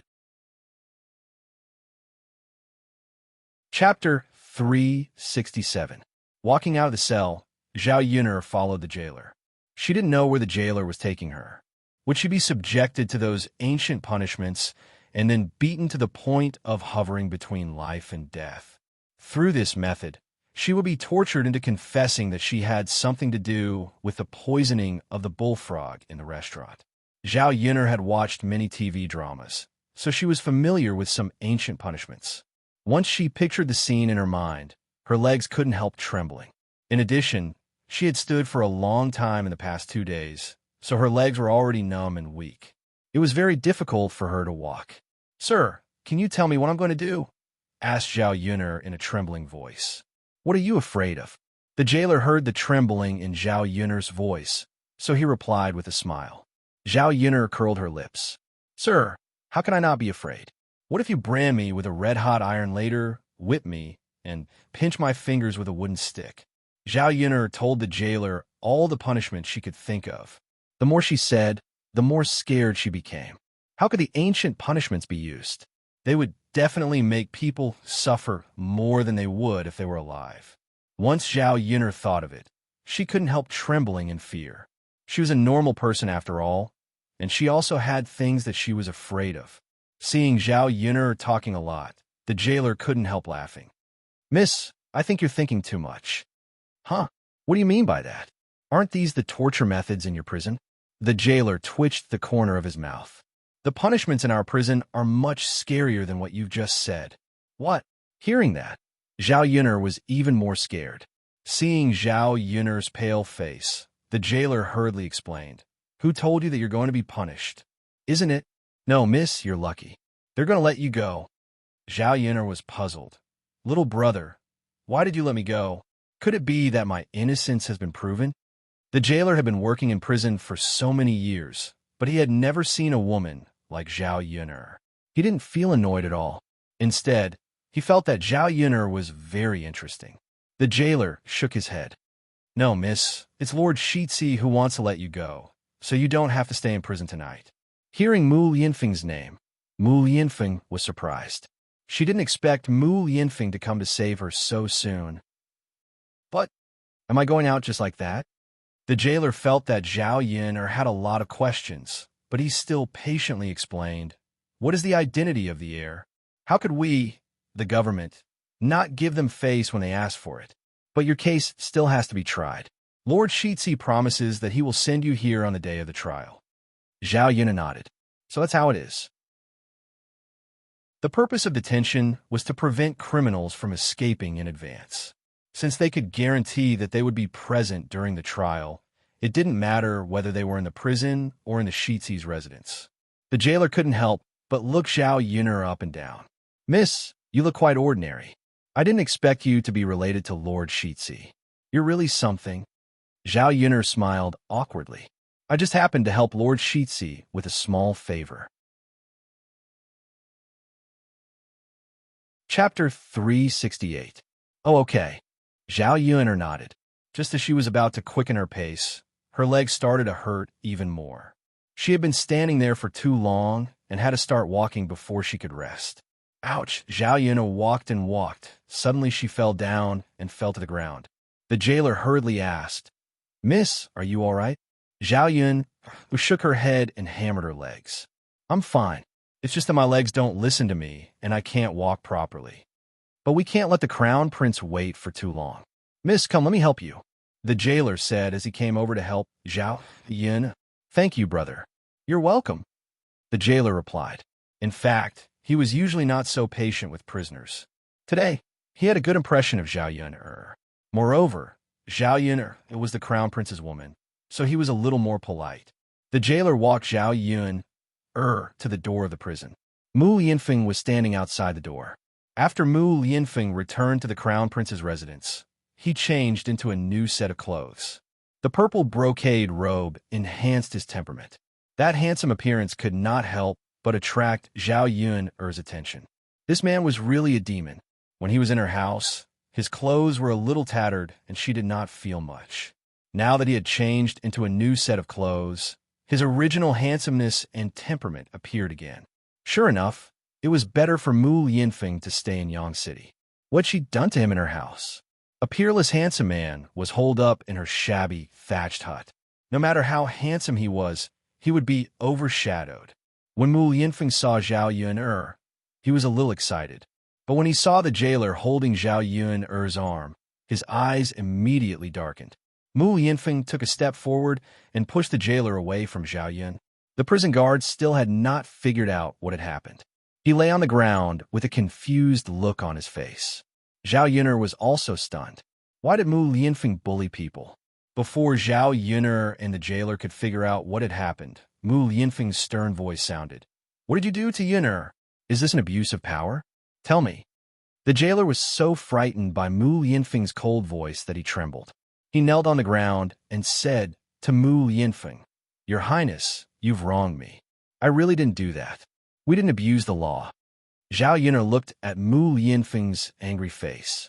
It turned out that he cared about her and was afraid that she would be wronged. She felt a little happy in her heart.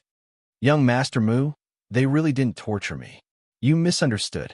Zhao Yun helped the prison guard to explain. Then Mu Lianfeng looked at Zhao Yun and frowned. I've been standing in the prison for a long time, so my legs hurt so much that I can't walk properly. It's all thanks to this little brother's help that I can walk out. Seeing that Zhao Yun was helping him to explain, the prison guard also cast a grateful look at Zhao Yun. Mu Lianfeng was silent for a moment. Then, he suddenly took a step forward and directly carried Zhao Yun. Zhao Yun's feet left the ground in an instant. In a panic, she hugged Mu Lianfeng and pressed her face against Mu Lianfeng's chest.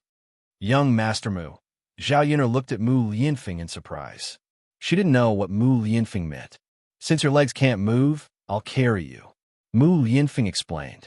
There was a hint of nervousness in his tone. Chapter 369. Zhao Yun was a little worried about the wound on Mu Lianfeng's arm. It was still in the process of forming a scab.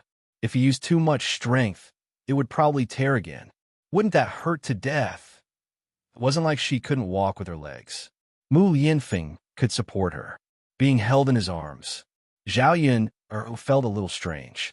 There was also an ambiguous atmosphere between her and Mu Lianfeng. My wound is fine now. You don't have to worry.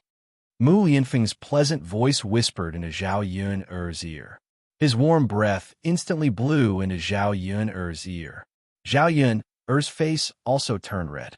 Young Master Mu, you should put me down. I can walk on my own. Zhao Yun couldn't help but struggle a few times. She patted Mu Lianfeng's shoulder. If Mu Lianfeng continued to hold her, wouldn't she be embarrassed to death?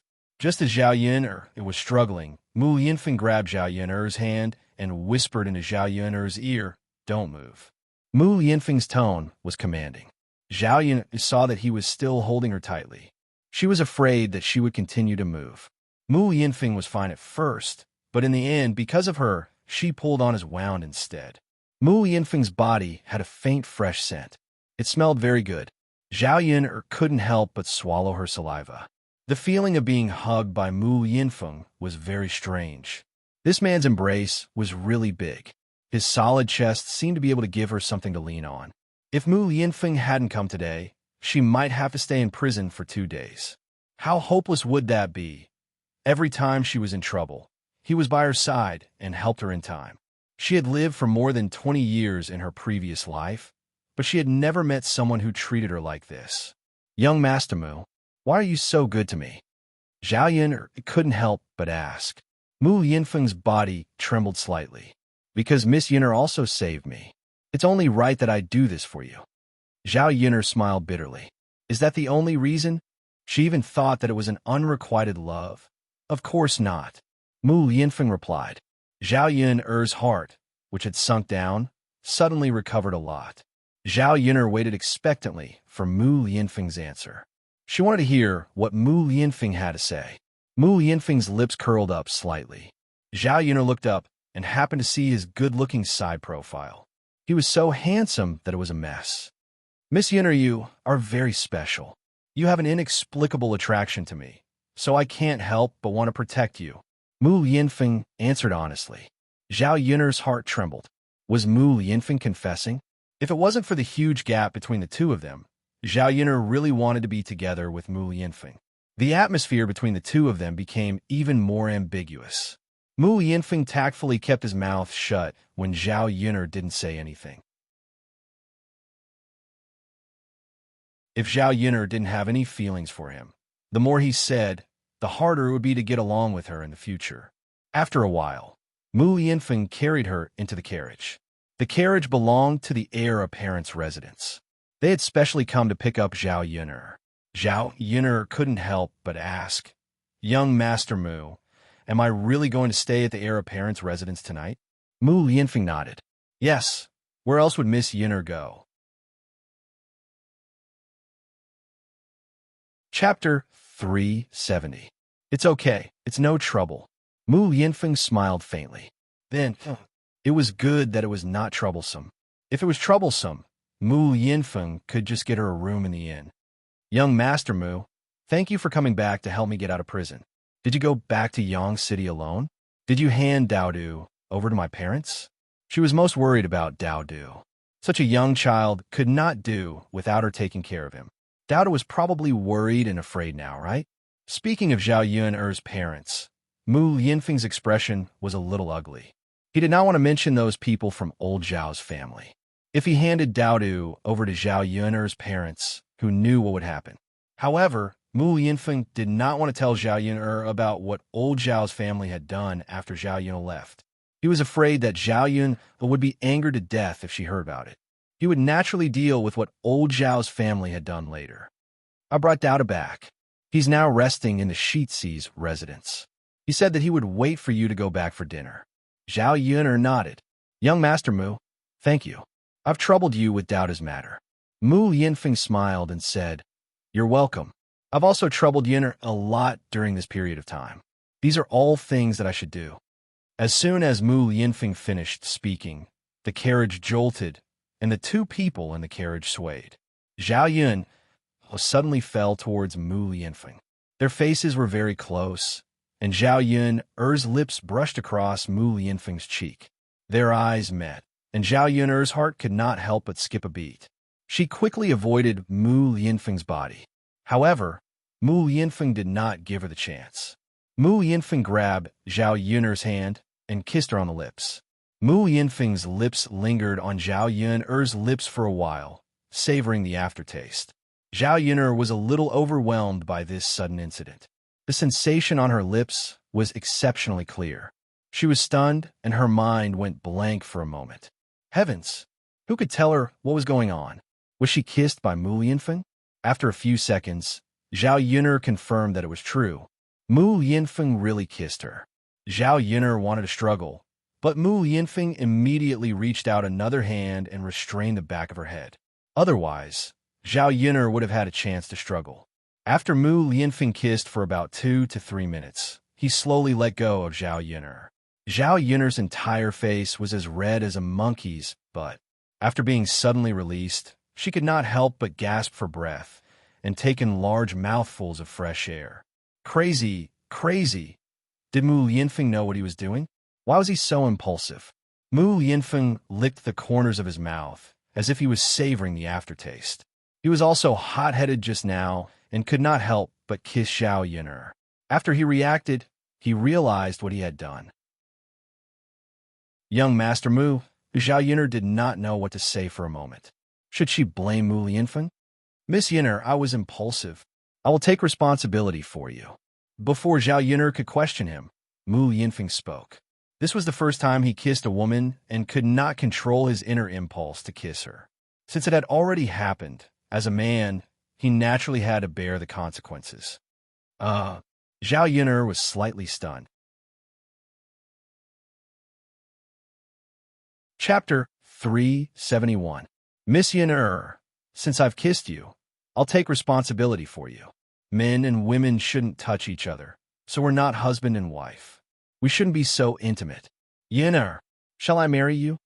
This was the second time Mu Lianfeng had said this. The last time he was half joking. Zhao didn't know if Mu Lianfeng was serious or what he meant. Now that Mu Lianfeng said it in an extremely serious manner, Zhao Yun'er knew that Mu Lianfeng wasn't joking. He was a mature adult. Naturally, he knew the consequences of saying this and what it meant. Zhao Yun'er's lips twitched. She was shocked by Mu Lianfeng's words. Young Master Mu, aren't you being too responsible? Our matter isn't at the stage of marriage yet. Wasn't it just a kiss? As a person from the 21st century, she could still see things quite clearly. In the 21st century, it was very normal for couples to kiss. If they got married with a kiss, who knew how many couples would get together because of this? Miss Yun, do you not want to marry me? Mu Lianfeng looked sad. Zhao Yun'er's lips twitched. How could she mean that? He was really overthinking. No, young Master Mu, I just don't think it's necessary. Zhao Yun'er coughed lightly, feeling a little awkward.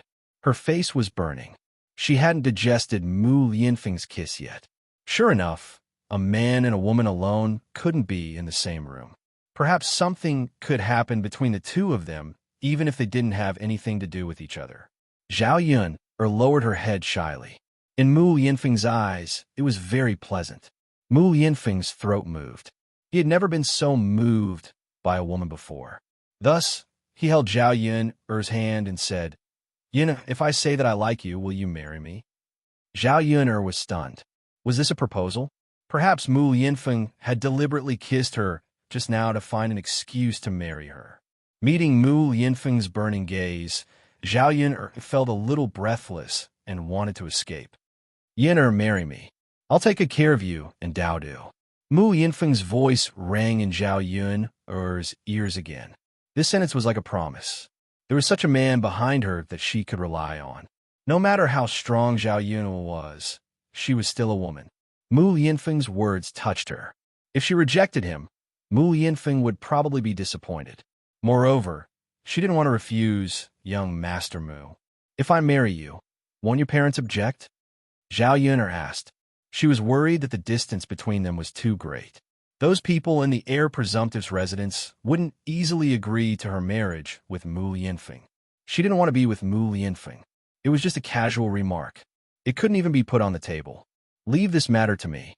I'll take care of it. Mu Lianfeng gave her a promise. Zhao Yun'er bit her lower lip and continued. Young Master Mu, I have my own requirements for choosing a husband. My husband can only marry me and only me alone for the rest of his life. If you can't do it, don't mention this matter again. In ancient times, it was normal for a man to have 3 wives and 4 concubines. For someone of Mu Lianfeng's status, it was even more impossible for him to only have 1 woman. However, she was a woman in the 21st century. She couldn't share her husband with another woman. No matter how much she liked Mu Lianfeng, if he had 3 wives and 4 concubines, she would stay far away. Chapter 372. Other than Zhao Yun'er, he felt that there shouldn't be any other woman who could make him feel special and walk into his heart. Mu Lianfeng really answered straightforwardly. Then about our marriage, we'll talk about it after you've settled it. Zhao Yun'er didn't know how to face Mu Lianfeng for a moment. Were the two of them officially in a relationship?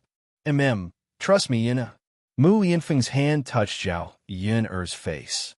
Looking at Zhao Yun'er's somewhat haggard appearance, he felt a little heartache. In the future, call me Feng or Brother Feng. After we get married, call me husband. Mu Lianfeng reminded her. This sentence made Zhao Yun even more embarrassed. Feng, brother Feng. She couldn't really say it. It was more comfortable to call him young Master Mu, but calling him young Master Mu seemed too distant. Zhao Yun responded softly. The carriage finally arrived at the Crown Prince's residence and stopped in front of the Crown Prince's residence. It was also Zhao Yun's first time seeing it. The entire courtyard was very big. It was probably the largest residence in the entire Yang city, just like the gardens Zhao Yun saw in the 21st century. The Air Manor's main door was vermilion red and extremely tall. There was a pair of lions at the door, looking mighty and domineering. From the aura of the main door, one could tell that this wasn't an ordinary residence. Yun'er, let me help you down, Mu Yinfeng said and considerately helped Zhao Yun'er down from the carriage. Your house is so big, Zhao Yun'er sighed. Quickly go in. Okay. The two of them had just entered the door and walked to the hall when they saw Helian Chun walking forward. Afeng, I heard that you were back, so I hurried over to look for you. Look at how many days you've been missing. I was so worried. I thought something had happened to you, so I searched everywhere but couldn't find you. And there's no news of you at all. Helian Chen's brows were tightly furrowed as he spoke. It was obvious that he was really worried about Mu Lianfeng's situation. Actually, it wasn't just Helian Chen. During this period of time, everyone in the Air Manor had been searching everywhere for information. After such a long time, they still hadn't found Mu Lianfeng and had already reported it to the capital. They originally thought that the emperor would order a nationwide search, but Mu Lianfeng suddenly returned to the Air Manor. Wouldn't it be better if he came back now? Mu Lianfeng replied calmly, without much emotion in his voice. Helian Chun was a little angry when he saw Mu Lianfeng's calm expression. He was so worried about him. How could he act as if nothing had happened? Feng, where have you been all this time? Since he was fine, why didn't he send a message back? You caused all of us to be worried about you. It was really crazy. Helian Chun couldn't help but complain. Looking at Helian Chen's angry appearance, Mu Lianfeng smiled and said, How come I didn't know that you were so concerned about me in the past? Zhao Yun was a little embarrassed when she heard this from the side. Why did she feel that there was a strong sense of camaraderie between these two people? The corner of Helian Chen's mouth twitched, and he glared at Mu Lianfeng. Of course I'm concerned about you, you heartless fellow. Ha! Mu Lianfeng laughed and said, The situation was special at that time. I was also seriously injured and was recuperating. I didn't dare to leak my information out. Otherwise, something unexpected might happen again. Chapter 373. Zhao Yun couldn't help but laugh at Helian Chen's bashfulness. Why did she feel that Helian Chen was like a girl when she looked at him? It felt like a little wife blaming her husband. If Mu Lianfeng married her, would Helian Chen really not be angry? Would he be jealous of her? She did not want to fight with a man for another man. She hoped that she would not think too much. Mu Lianfeng snorted and sucked in a breath of cold air. Helian Chen and Zhao Yun hurriedly asked, Afeng, what's wrong? Are you okay? Mu Lianfeng, are you okay? Mu Lianfeng frowned and looked like he was in pain. My chest hurts. Zhao Yun knew that Mu Lianfeng's chest was still injured. Helian Chen's punch should not have been light. He must have hit Mu Lianfeng's old wound. Are there any herbs here? Let me bandage it for you quickly. The old wound on your chest should have torn. You have to be careful next time, Zhao Yun said. Helian Chen was also a little panicked. If he knew that his punch had injured Mu Lianfeng, he would not have hit him. Yes. Bandage it quickly. Helian Chen looked at Zhao Yun after he finished speaking. He had been paying attention to Mu Lianfeng and did not notice that Zhao Yun had also returned with Mu Lianfeng. Helian Chen was stunned. He pointed at Zhao Yun and said, Why is Miss Yun here too? Zhao Yun nodded at Mu Lianfeng. This time, I was being hunted down. It was all thanks to Yun who saved me. I have also been recuperating at Yun's house during this period. But I met Miss Yun earlier. Why didn't she say anything? You were at her place. I was the one who told Yun not to say anything. The more people who know, the more risk there is. Helian Chen rolled his eyes at Mu Lianfeng. He increasingly felt that Mu Lianfeng was too heartless. You don't even believe me. That's too hurtful.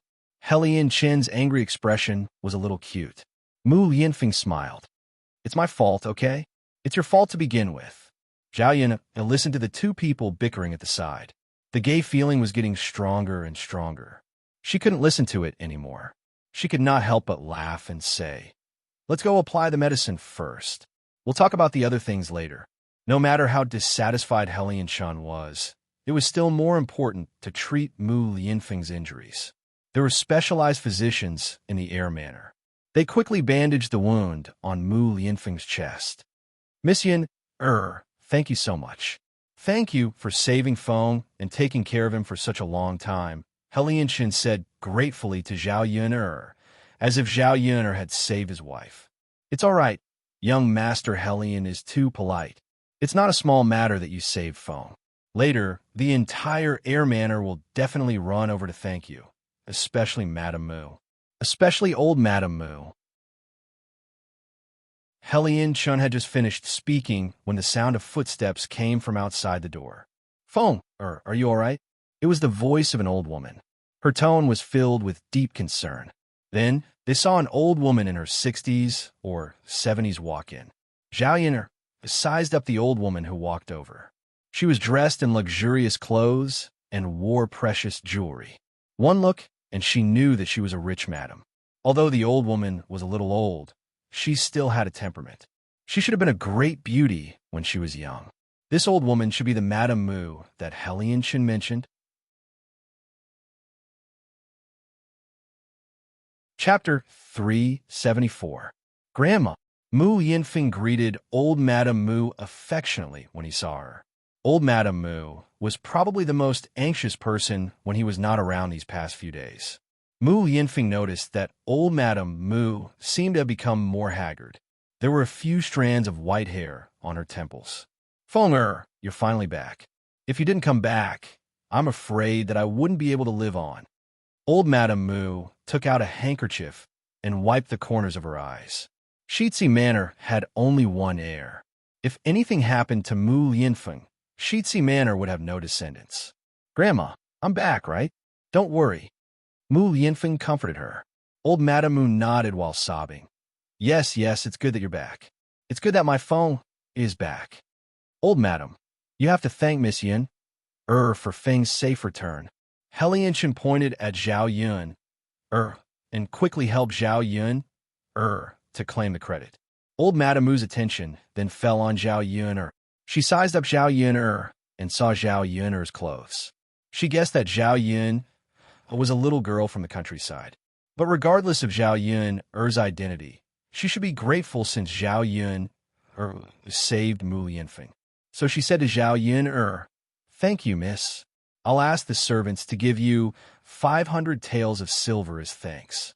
Tomorrow, I'll ask the servants to send you back.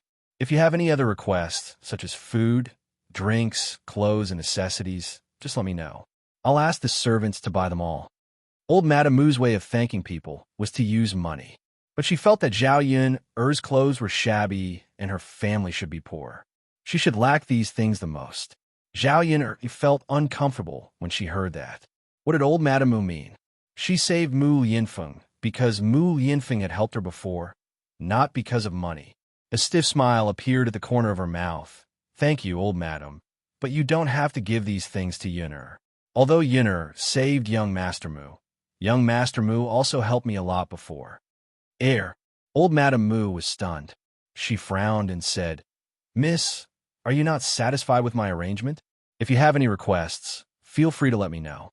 My residence will definitely satisfy you." Zhao Yun'er quickly waved her hand.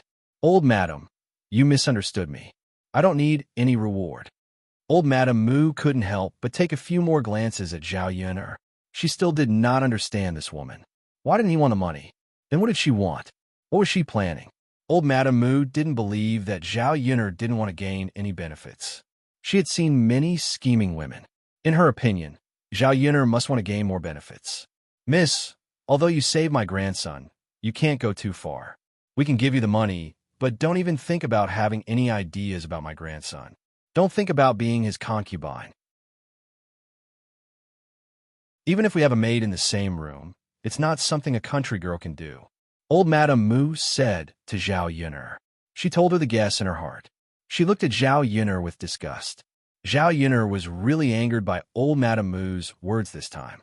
What was this old woman talking about?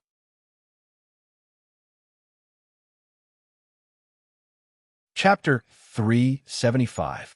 Old Madam, you're thinking too much. I didn't mean that, Zhao Yuner said. You didn't mean that? Then why don't you want the money from the Shitsi mansion? Don't tell me you really don't want anything after saving my grandson? Old Madame Mu asked in disbelief. Zhao Yuner twitched the corner of her mouth. She felt that it was a little ironic. She had not married Mu Lianfeng yet, but old Madame Mu looked down on her and treated her like this. If Mu Lianfeng really married her, old Madame Mu Lianfeng would make a scene. She knew that in this era, there was a big gap between the two people's status, but she did not expect it to be like this. Could Mu Lianfeng really solve it? She could already foresee that Mu Lianfeng would face a lot of difficult problems if he married her. Mu Lianfeng glanced at Zhao Yuner and hurriedly said, Grandma, how can you say that about Yuner? She doesn't want anything from me. Isn't it humiliating to give her money directly? When old Madame Mu heard Mu Lianfeng's angry tone, she quickly said, Phone, just by looking at this girl, you can tell that she doesn't come from a good family. Giving her money is for her to improve her life and help her. How did it become humiliating? Grandma, although Yuner's family background is not good, she is also proud. She will definitely not accept money from others. Money is a good thing, but it is not worth mentioning to some people. It's not right for you to take money directly like this. Look, Yuner didn't accept it, right? Since she didn't accept it, why did you say those aggressive words and make her sad? Who would thank someone in this way? Mu Lianfeng stood on Zhao Yuner's side and scolded old Madame Mu. Zhao Yun wanted to say that it was not that she did not care about money.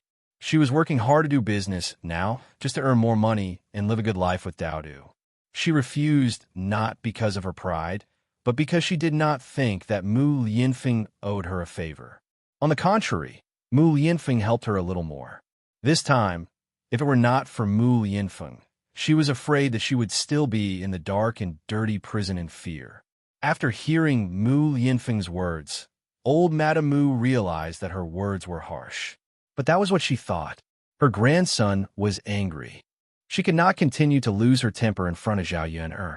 Anyway, as long as she was here, Zhao Yuner wouldn't have any bad thoughts about her grandson. Okay.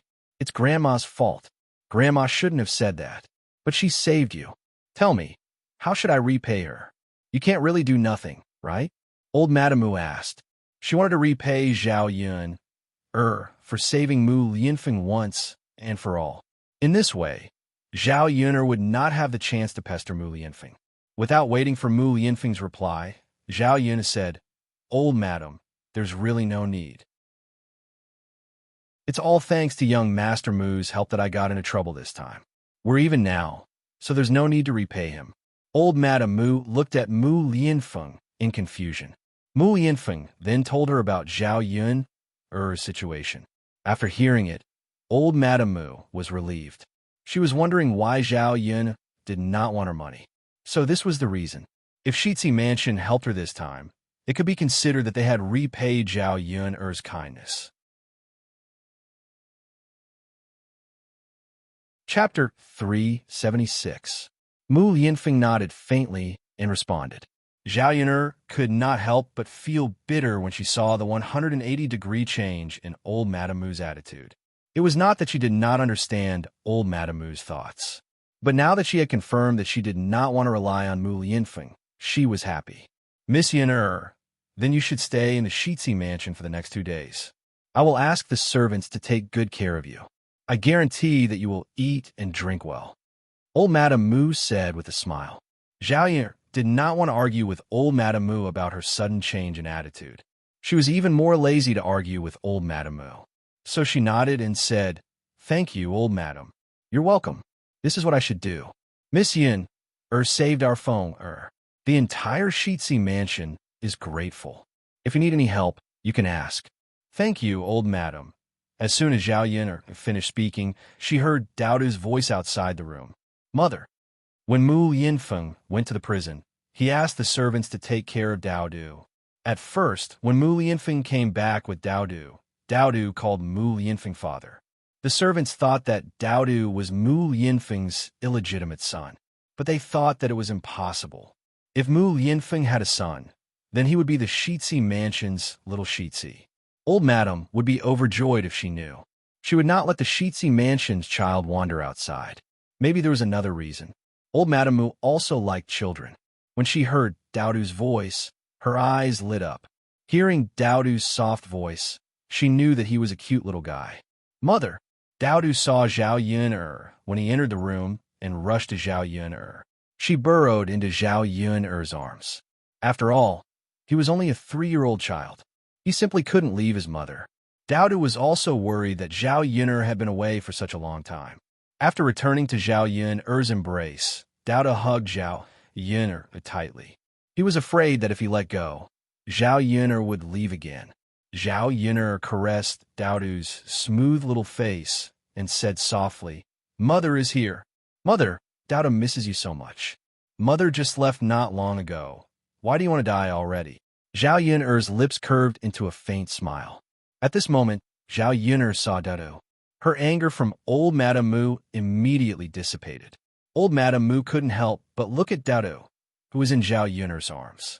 Looking at Dao Du's height, she knew that he was a few years old. She really didn't expect Zhao Yun'er to be the child's mother. Now, she didn't have to worry about Zhao Yun'er having other motives. It was impossible for a married woman with a child to have anything to do with her grandson.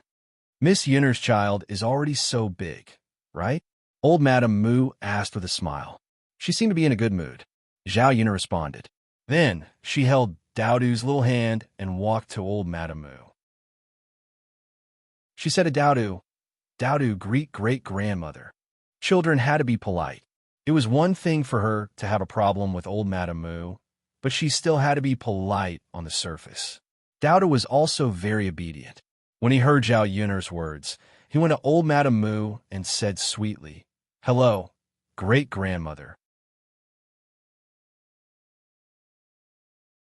Chapter 377. The two of them chuckled. Business was pretty good.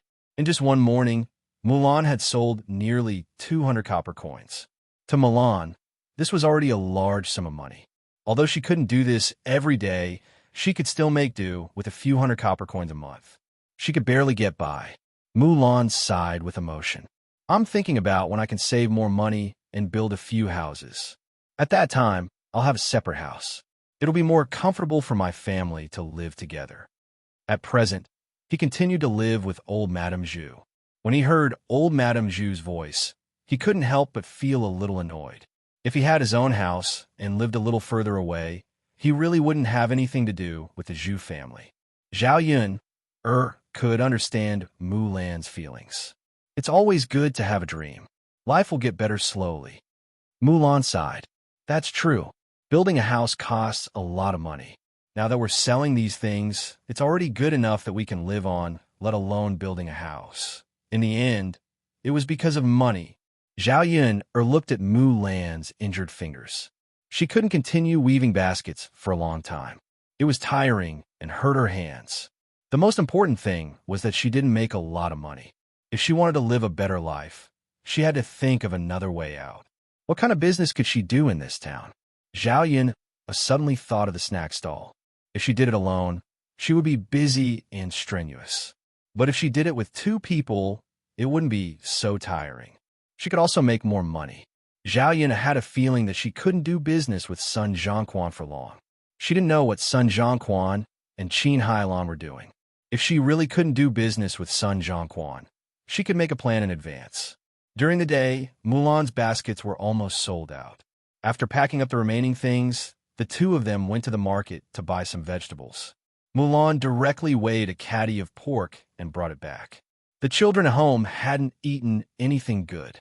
She had some money on hand, so she had to buy some to nourish the children and satisfy their cravings.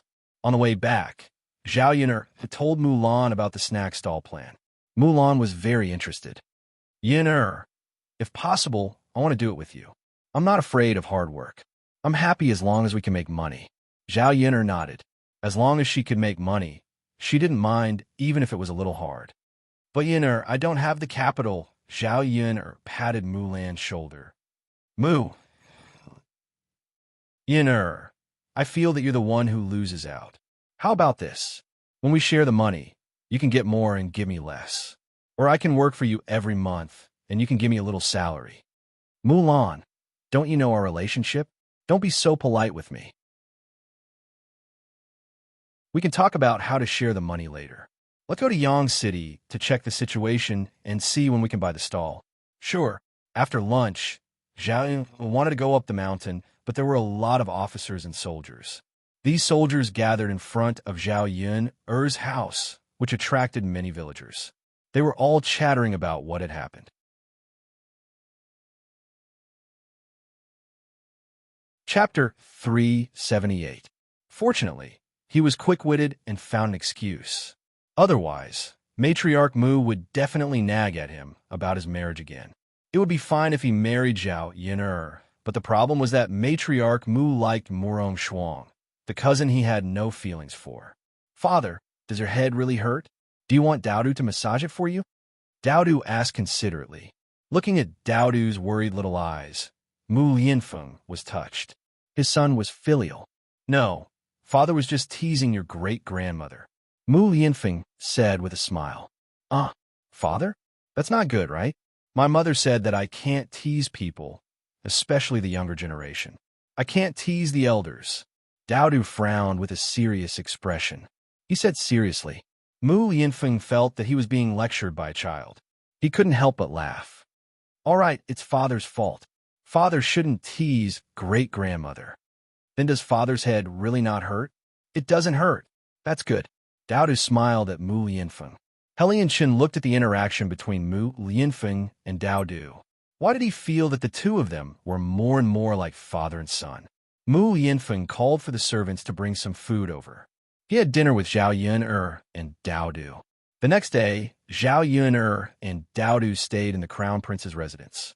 Mu Lianfeng went out to help Zhao Yun investigate the case. Zhao Yun'er couldn't get involved with the case. She believed that Mu Lianfeng could help her settle it. With Mu Lianfeng busy, Zhao Yun'er was free and at ease. She stayed in the young prince's mansion because old Madame Mu felt that she was no longer a threat. She treated Zhao Yun'er kindly, especially to Daodu. He doted on him as if he were his own great-grandson. Not only did he bring Daodu to play in front of him, but he also took out all the delicious pastries in the residence for Daodu to eat. Daodu usually stayed in the countryside and had never eaten such delicious food before. It was already rare for her to eat a piece of candy, let alone these expensive pastries. Great-grandma, it's delicious. Daodu smiled at Matriarch Mu. Looking at Daodu's puffy cheeks, Matriarch Mu smiled and said, "Eat more if you like it. Great-grandma has a lot here." Great-grandma, you're so good to Daodu. You're even better than Daodu's own great-grandmother. Daodu likes you. Daodu's soft voice, coupled with her charming smile, made old Madame Mu burst with joy. How could there be such a cute child? Looking at Daodu reminded her of her phone, when he was young. Didn't your own great-grandmother treat you well? Matriarch Mu asked with a smile. Daodu paused and shook his head. He looked pitiful. Great-grandma didn't treat Daodu well. She treated mother even worse. Why? Didn't your father protect your mother? Daodu didn't have a father when he was young. Great-grandma and the rest scolded mother. They said that mother was shameless to give birth to Daodu. Daodu was still young and couldn't express clearly about Zhao Yun'er's pregnancy before marriage. However, Matriarch Mu still pieced it together from Daodu's words. Zhao Yun'er gave birth to Daodu with another man before marriage. She couldn't help but sigh in her heart. Why was Zhao Yun'er such a woman? She really couldn't tell. Chapter 379. No, she had to keep a distance from Zhao Yun'er after her grandson finished his business. If they didn't have a chance to get along, Zhao Yun wouldn't be able to seduce him. Mother is so pitiful. When Daodu grows up, you must protect mother well. Daodu said seriously. Seeing that Daodu was so sensible and filial, old Madame Mu liked him even more. She thought that it would be great if Dowdu was Mu Lianfeng's biological son. It was a pity that such a child had a mother like Zhao Yun'er. When it was time for lunch, Zhao Yun'er came to old Madame Mu to pick up Dowdu for lunch. Zhao Yun'er found that old Madame Mu's attitude towards her seemed to be much colder. She didn't know what she had done to offend old Madame Mu. Zhao Yun'er was not very enthusiastic when old Madame Mu was indifferent to her. This was how people interacted with each other. At least they treated each other equally. Miss Yin, I like Dowda very much. Why don't you let Dowda live with me in the Shiitzi's mansion in the future? Anyway, Dowdu has recognized Feng as his godfather. You're a young girl, and it's not easy for you to get married with a child. Let me take care of Dowdu. You can also find yourself a husband. Don't you think so? Old Madame Mu's words almost made Zhao Yun vomit blood. What was this old woman talking about? Why would she give her own son to someone else? The corner of her mouth couldn't help but twitch. If it weren't for old Madame Mu's identity, she would have scolded her. Thank you, old Madame, for your love for Dowdu and your concern for me. But Yin only wants to live with Dowdu in this life. I don't want to get married. You're a young girl. How can you not get married? You have to find a good family to marry. How about this? Many of the servants in my mansion have grandchildren who are about the same age as you. Do you want me to introduce them to you? With me in charge, it will definitely be better than finding someone else on your own. The more old Madame Mu spoke, the angrier Zhao Yun'er got. What old Madame Mu meant was that her status was only good enough for the descendants of the servants in the Shiitzi manor. She really looked down on her. Although old Madame Mu did not scold her, Zhao Yun'er felt that it was more embarrassing than scolding her like Hua Chanhua. Thinking about it, it was a little ironic. If someone of her status were to marry Mu Lianfeng, old Mistress Mu would think that she was being delusional. She had previously promised Mu Lianfeng that she would marry him. Perhaps this was something that would never happen in this lifetime. She didn't want to be humiliated like this in the future. There's no need for that. Thank you for your concern, old Madam. Yin knows what's going on with Yin. It's time for dinner. I'll take Dowdu out for dinner. Old Madame Mu wanted to continue persuading her, but Zhao Yun did not seem to listen at all. She looked at her with disdain. So she nodded and let Zhao Yun take Dowdu out for dinner. After Zhao Yun left, old Madame Mu snorted softly. What kind of person was this? A country bumpkin was a country bumpkin. She had no manners at all. Fortunately, she would not have any dealings with her in the future. Otherwise, she would be furious. For a woman like Zhao Yun'er, it was good for her to introduce her servants' grandchildren to her. She really did not know how to appreciate favors. After marrying into the Shiitzi manor, she would be a city dweller. Now it seemed that Zhao Yun'er only deserved to marry those dirty men in the countryside. Chapter 380. On the way back, Dowda noticed that Zhao Yun'er seemed a little unhappy. He asked in a soft voice, "Mother, what's wrong?" "It's nothing," Zhao Yun said, "but Mother's face is gloomy. I know you're unhappy." Dowdu pursed his lips. His little face was full of worry. Seeing that her son was so concerned about her, Zhao Yun'er felt a little better. She pulled the corners of her mouth into a smile. "No, you saw Mother smiling. That's why you're not unhappy." Children were easy to fool. Dowda was also fooled by Zhao Yun'er for a moment. He saw that Zhao Yun'er's face had a smile again. Dowdu also cracked his little mouth into a smile. "Mother, great-grandmother is very good to Dowdu. Today, she brought a lot of delicious things for Dowdu." "That's good." Zhao Yun'er couldn't deny that although old Madame Mu's attitude toward her was a little bad, she was really good to Dowdu. "Mother, when will we be able to live in such a big house? Our house is so small, so small." After having a comparison, not to mention Dowdu, even Zhao Yun'er was a little disgusted by her broken thatched house that was about to collapse. Living in a big house was really much more comfortable. "Mother, work hard to earn money. In the future, you can also build a big house."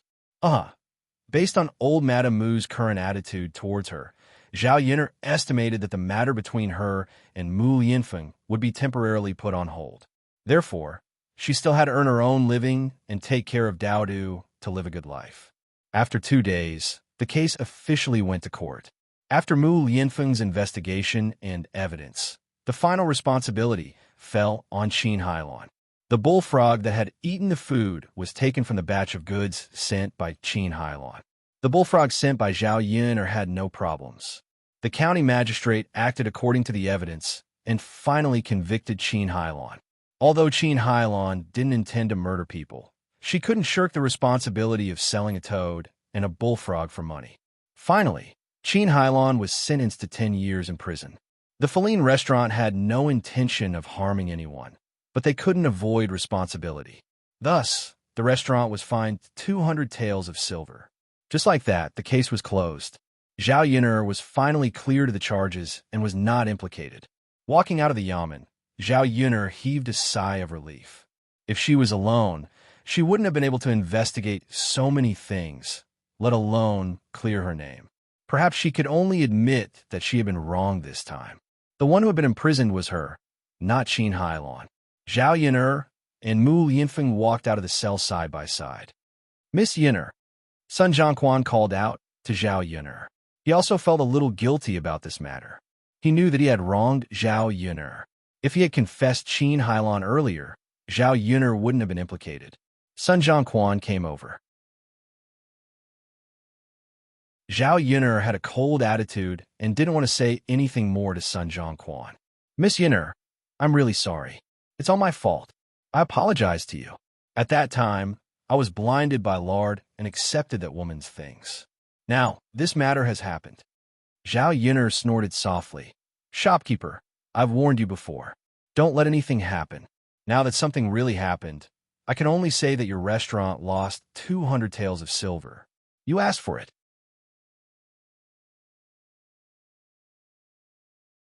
Chapter 381. Sun Zhongquan felt a little regretful when he thought about it. Not only was he fined 200 taels of silver, but the restaurant's reputation would also be affected in the future.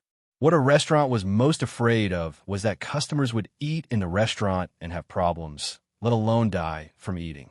The restaurant had been closed for 2 days, and Sun Zhongquan already had a premonition that the business would be miserable when he reopened the restaurant after returning. If he wanted the business to improve, he had to find some unique things. Otherwise, he wouldn't be able to attract customers at all.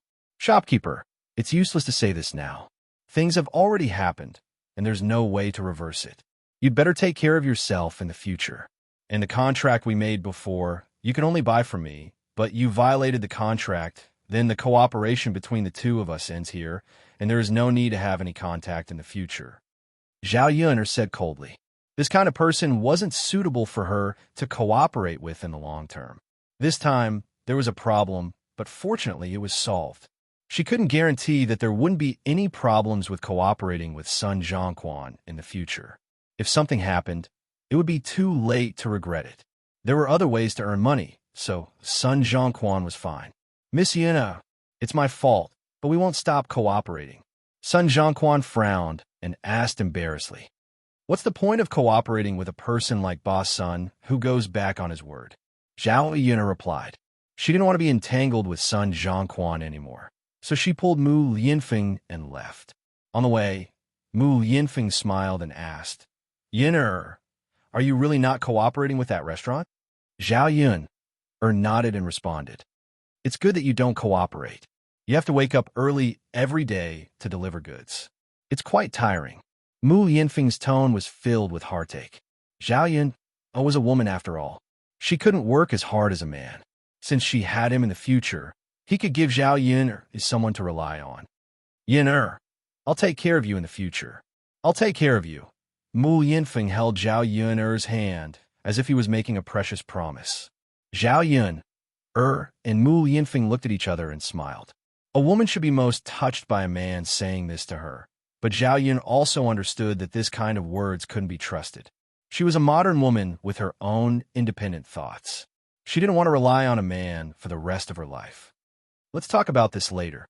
I'm afraid your grandmother won't agree to our marriage." I...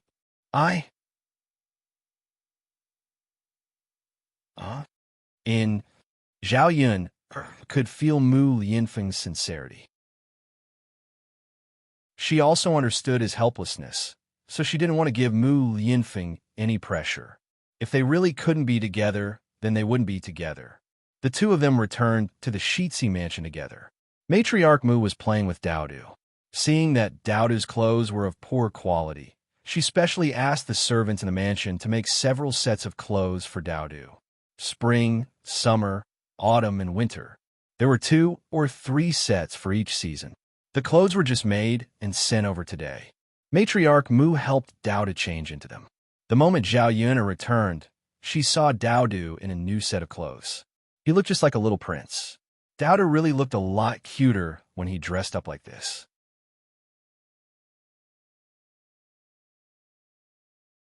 Chapter 382. Good. Zhao Yun praised. Daodu likes it.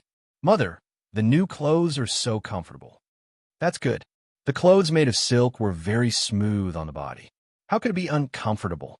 How could the coarse clothes she bought compare to it? Old Madame Mu stepped forward and asked with a smile, "Has Miss Yin-er's matter been settled?" Mu Yinfeng nodded. "Yes, Grandma, it's settled." "Is Miss Yin-er going back soon?" Old Madame Mu's tone also revealed a kind of eagerness and impatience. "Grandma, Yin hasn't been in our house for long. How can you say that? She's a girl. How can she stay in other people's house for a long time? This will cause misunderstandings. And Miss Yin-er's family will definitely be worried. Naturally, she has to go back." Old Madame Mu said with a smile on her face. But her eyes were mixed with disgust when she looked at Zhao Yun.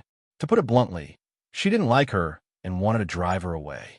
This kind of feeling of being driven away was not good. Zhao Yun frowned. Before Mu Yinfeng said anything, Zhao Yun said, "Old Madam is right. The matter is settled. I really should go back. Old Madam, thank you for taking care of Daodu and me during this time." Yun. Mu Yinfeng was stunned and looked at Zhao Yun. Zhao Yun smiled bitterly. Since she was looked down upon so much, what was the point of her staying in the Shitsi mansion? Instead of being despised like this, it was better to leave sensibly. "Grandma, Feng or Miss Yin said that she wants to go back. You don't have to keep her. Shuang will come tomorrow. You should prepare well. Don't hide from Shuang like before. Give birth to a lovely great-grandson like Daodu with Shuang as soon as possible." Old Madame Mu's tone was a bit strict. Mu Yinfeng wanted to refute, but when he saw Old Madame Mu's sullen face, he was afraid that Old Madame Mu would not only not agree to be with Zhao Yun at this time, but also be more vigilant against Zhao Yun in the future. "Young Master Mu, listen to Old Madam. I'll go back and pack first. I'll go back later," Zhao Yun said in a low voice. The corner of Old Madame Mu's mouth raised into a smile. She felt that Zhao Yun was quite sensible. Otherwise, she would have kicked Zhao Yun out. "Miss Yin, I'll send you back in a carriage. Why don't you leave Daodu with me for a few days? I'll send Daodu back later." Old Madame Mu was happy that Zhao Yun left, but she was a little reluctant to part with Daodu. Zhao Yun's mouth twitched. She didn't know where Old Madame Mu got the cheek to say such words. She wanted her to leave, but also wanted Daodu to stay. How could such a good thing happen? "I'm very happy that Old Madam likes Daodu, but I only have one child. I can't leave Daodu, so I still have to take Daodu back," Zhao Yun replied faintly. Old Madame Mu looked at Daodu's little face reluctantly. "All right then." After Zhao Yun walked away, Old Madame Mu snorted softly. A woman suffering with a child. I don't know what she's thinking. Daodu can live a good life with us, but she doesn't let him. She doesn't know how to appreciate favors.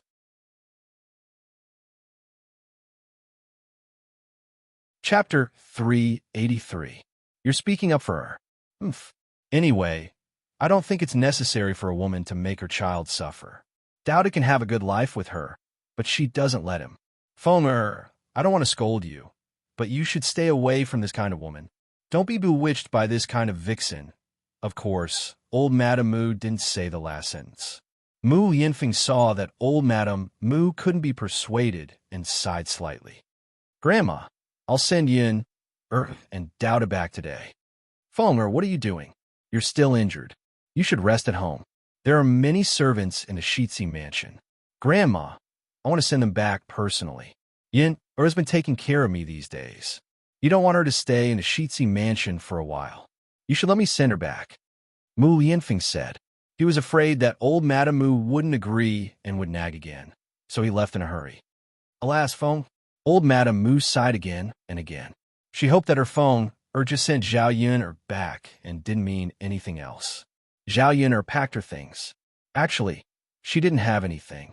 She mainly packed for Daodu. Old Madame Mu made a big bag of clothes for Daodu.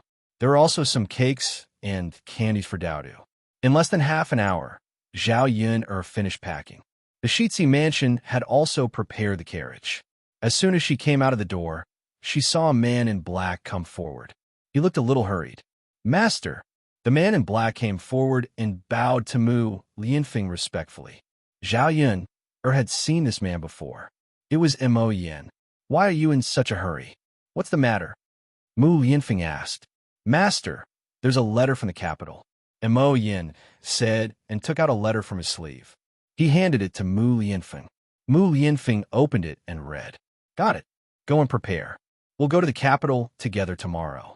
Today, I will send Miss Yinner home first. Mu Lianfeng instructed. Yes, master, the man in black responded, then glanced at Zhao Yun and Daodu. When he saw Daodu's small face, he was slightly shocked. This child was really similar to his master. Then, he looked at Zhao Yun and made some guesses. In fact, the last time he saw Zhao Yun, he felt a sense of familiarity. It was as if he had seen her somewhere before, but he couldn't remember where. When she saw Daodu, she couldn't help but ask, Is Miss Yin from the Black Mountain village? Mu Yinfeng saw Mo Yin gossiping about Zhao Yun's residence. Do you think he cares too much about his master? Yes. Zhao Yun nodded at Mo Yin with a smile. Mo Yin frowned slightly. Was it really the person he was thinking about? All right, you can go now. Why are you gossiping about this as a man? Mu Yinfeng urged with some disdain. Mo Yin found it inappropriate to keep asking, so she left. Yinner, I'll help you up. Mu Yinfeng carried Daodu onto the carriage first before helping Zhao Yunner up in a considerate manner.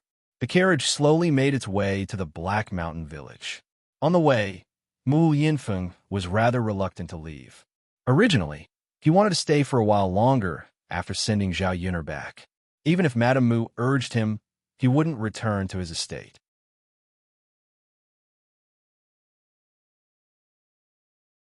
Chapter 384.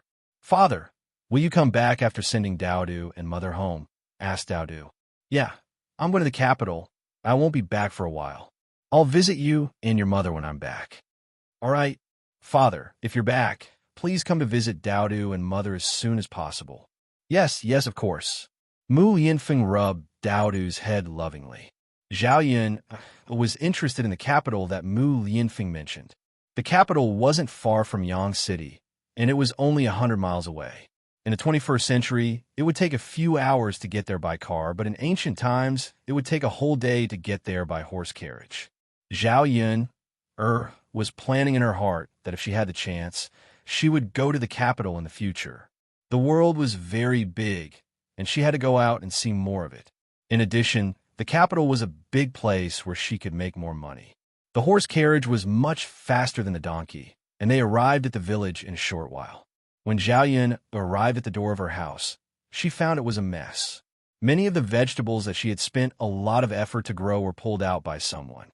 She knew that someone had visited her house. Seeing this, she was a little angry.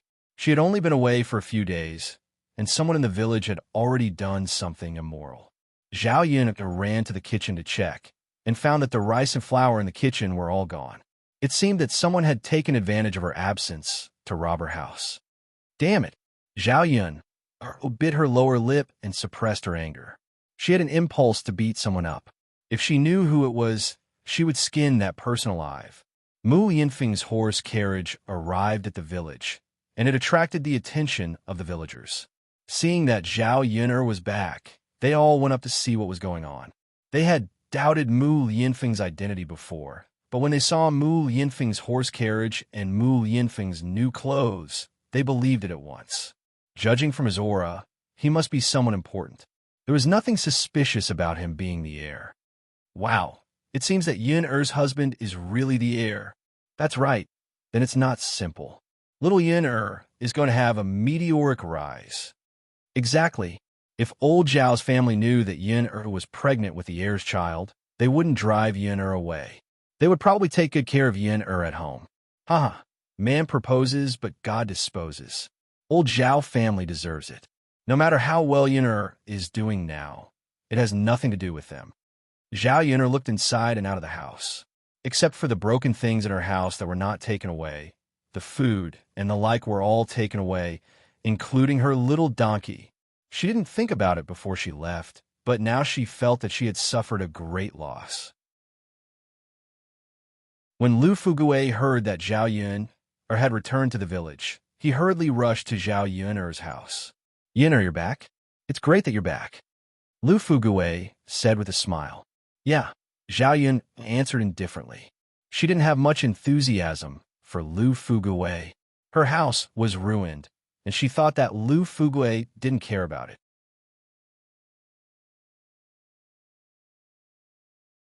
Chapter 385. Zhao Yun suspected that the other people in the village had done something sneaky, so someone stood up and said, Yun'er girl, the rest of us didn't do anything. It was all done by old Zhao's family. That's right, Yun'er girl, don't falsely accuse others. It was all done by old Zhao's family. If you want to find someone, you have to find old Zhao's family. It has nothing to do with us. Zhao Yun'er was furious when she heard that it was old Zhao's family. Those shameless people were really amazing. They knew how to make trouble when she wasn't at home. Thinking about it, her things and Xiao Mao were all at old Zhao's house. Seeing Zhao Yun'er's sullen face, Lu Fugue said, Yun'er girl, don't be too angry. Your things were taken away by your grandparents. That's because you weren't at home. They were afraid of thieves, so they let your grandparents take care of it first. You can go to old Zhao's house later and get them back. After Lu Fugue finished speaking, Zhao Yun'er was silent for a moment. If Lu Fugue wasn't lying, then she didn't have to pick a fight with old Zhao's family. She only hoped that old Zhao's family could be tactful and return her things to her. They were really just keeping them safe. Got it, Uncle Li Zhong. I'll go get them now. Then go. It's fine as long as you're fine. Everyone has been worried about you these days. Okay, Zhao Yun'er responded. Zhao Yun'er felt that Lu Fugue's words about everyone being worried about her were very ironic. These people in the village probably wanted to see her make a fool of herself.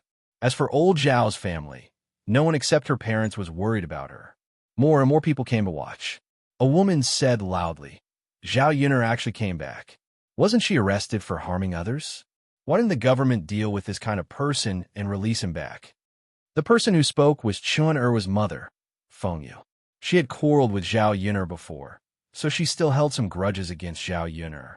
Originally, he thought that Zhao Yun'er had been taken away by the government officials. He felt very satisfied.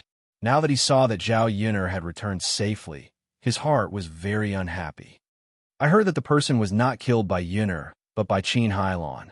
Didn't the government take Qin Hailon away yesterday?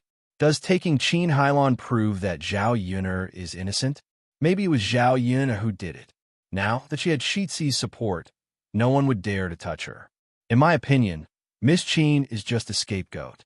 Shizi asked the government officials to arrange for her to be Zhao Yun'er's scapegoat. Feng Yu, what you said makes sense.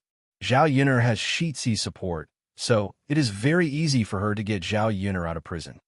Then we should stay away from the person who has done such a bad thing, in case she will do it again next time. You're right. What a sin. If it is really Zhao Yun'er who has done those things, won't it be a disaster if she stays in our village? Seeing that the villagers' emotions were stirred up by her, Feng Yu couldn't help but feel a little proud. The more she talked, the more excited she became. Even if Zhao Yun'er came back this time, she should make the villagers dislike her.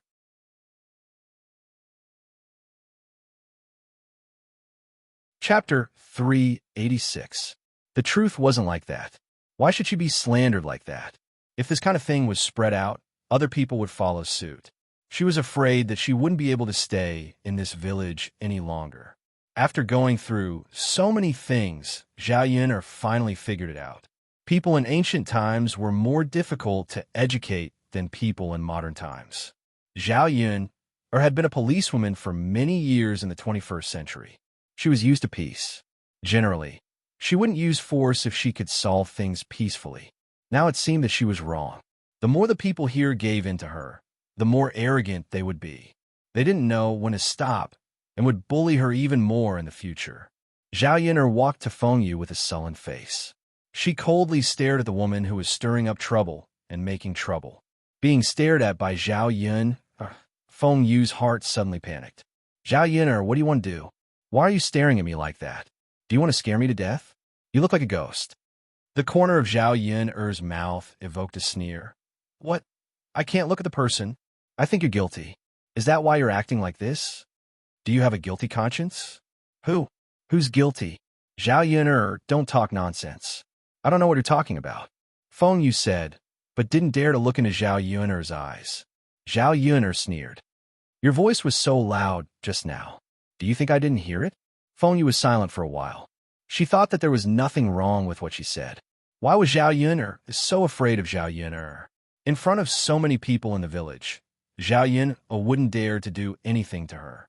Even if Zhao Yun really did something to her, Zhao Yun wouldn't be able to live a good life in the village in the future in front of so many people. Her reputation as an unreasonable shrew would be spread out. No one would have any contact with Zhao Yun in the future. Thinking of this, Feng Yu felt that his confidence had suddenly risen. She puffed out her chest and said to Zhao Yun aggressively, So what if you heard what I said? What I said is not unreasonable. If you don't believe me, you can ask our fellow villagers if I'm right. Zhao Yun looked at Feng Yu a few more times. This woman didn't seem to be completely brainless. At least she knew how to stir up the atmosphere. Although none of the other villagers dared to stand out and criticize Zhao Yun like Feng Yu, they still whispered in agreement and agreed with Feng Yu's words. With someone speaking up for him, Feng Yu felt more confident. He pointed at Zhao Yun and said, Zhao Yun, you harmed Big Sister Qin. It's good enough that you're allowed to return to the village. In my opinion, a vicious woman like you should be chased out of the village. How dare you be so arrogant now? Lord Li Zheng, you have to do something about it, right? Lu Fugui frowned and was about to say something to help Zhao Yun, but Zhao Yun said, Feng Yu, do you mean that His Highness colluded with the government to let Qin Hailon take the blame and then let me, the real murderer, out? Well, isn't that the case? Good, very good. The corners of Zhao Yun's mouth suddenly evoked a rather profound smile. What? Feng Yu panicked when she saw Zhao Yun's reaction. His Highness, now someone is accusing you of colluding with the government and playing favoritism. How should you deal with it? Zhao Yun suddenly turned to Mu Lianfeng and asked.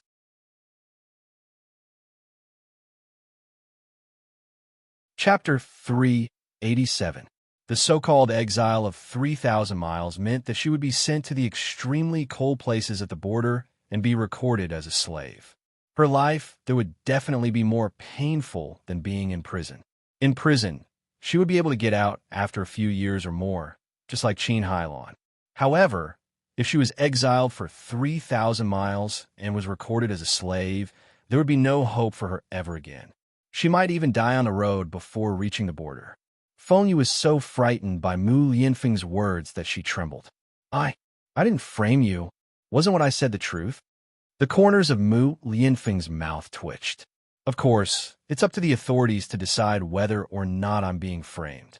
However, sister-in-law, what you said just now is challenging the authority of the authorities and implying that they're being unfair.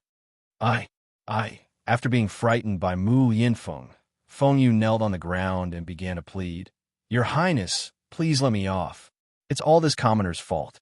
I won't dare to speak carelessly in the future. Feng Yu was not a fool. She would really be arrested and sent to the authorities just like that. Regardless of whether Mu Lianfeng colluded with the authorities or not, the authorities would definitely insist on their innocence. How could they allow a commoner like her to speak carelessly? They would only convict her in the end. Mu Lianfeng snorted softly. Everyone has to be responsible for their own words and actions. Since you know that you have said something wrong, then slap yourself a few times, and I will consider not pursuing the matter. Okay, Your Highness.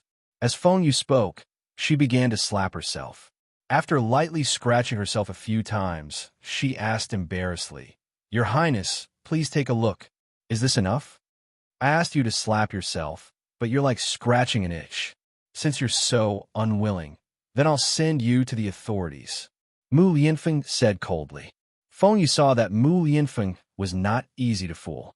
She gritted her teeth and could only be more harsh on herself. However, if she hit too hard, it would really hurt. Slap. Feng Yu slapped herself hard. "I didn't hear it." Slap. Feng Yu used more strength. "I still didn't hear it." Slap. This time, Feng Yu used all his strength. Only then was Mu Lianfeng satisfied. Feng Yu's face was swollen from the slap. After a few slaps, Feng Yu's face turned into a pig's. Mu Lianfeng then let Feng Yu go. "Remember to be careful with your words and actions in the future. Don't say anything that you shouldn't say. Otherwise, the consequences will be more serious than this," Mu Lianfeng warned. Yes, yes, yes." Feng Yu was so scared that he quickly responded. However, she wasn't willing to suffer for nothing today. She would definitely get it back in the future. Lu Fugue also stood up and said, "Everyone has seen that Feng Yu's been taught a lesson today. It would be best for everyone not to discuss Yinner's matter and start any rumors. Otherwise, they would be framing the crown prince and framing the Qingming of the government. When the time comes, don't blame me for not warning you if you receive any punishment." As Li Zheng, Lu Fugue had accumulated some aura and authority over the years. The villagers were so scared that they didn't dare to talk about it anymore. If they were really arrested by the government, they would suffer a great loss. Therefore, one by one, they agreed, "Li Zheng is right. We definitely won't speak carelessly." After dealing with Feng Yu's matter, Zhao Yun'er brought Dao Du and Mu Lianfeng to old Zhao's house. Many people followed along to join the fun.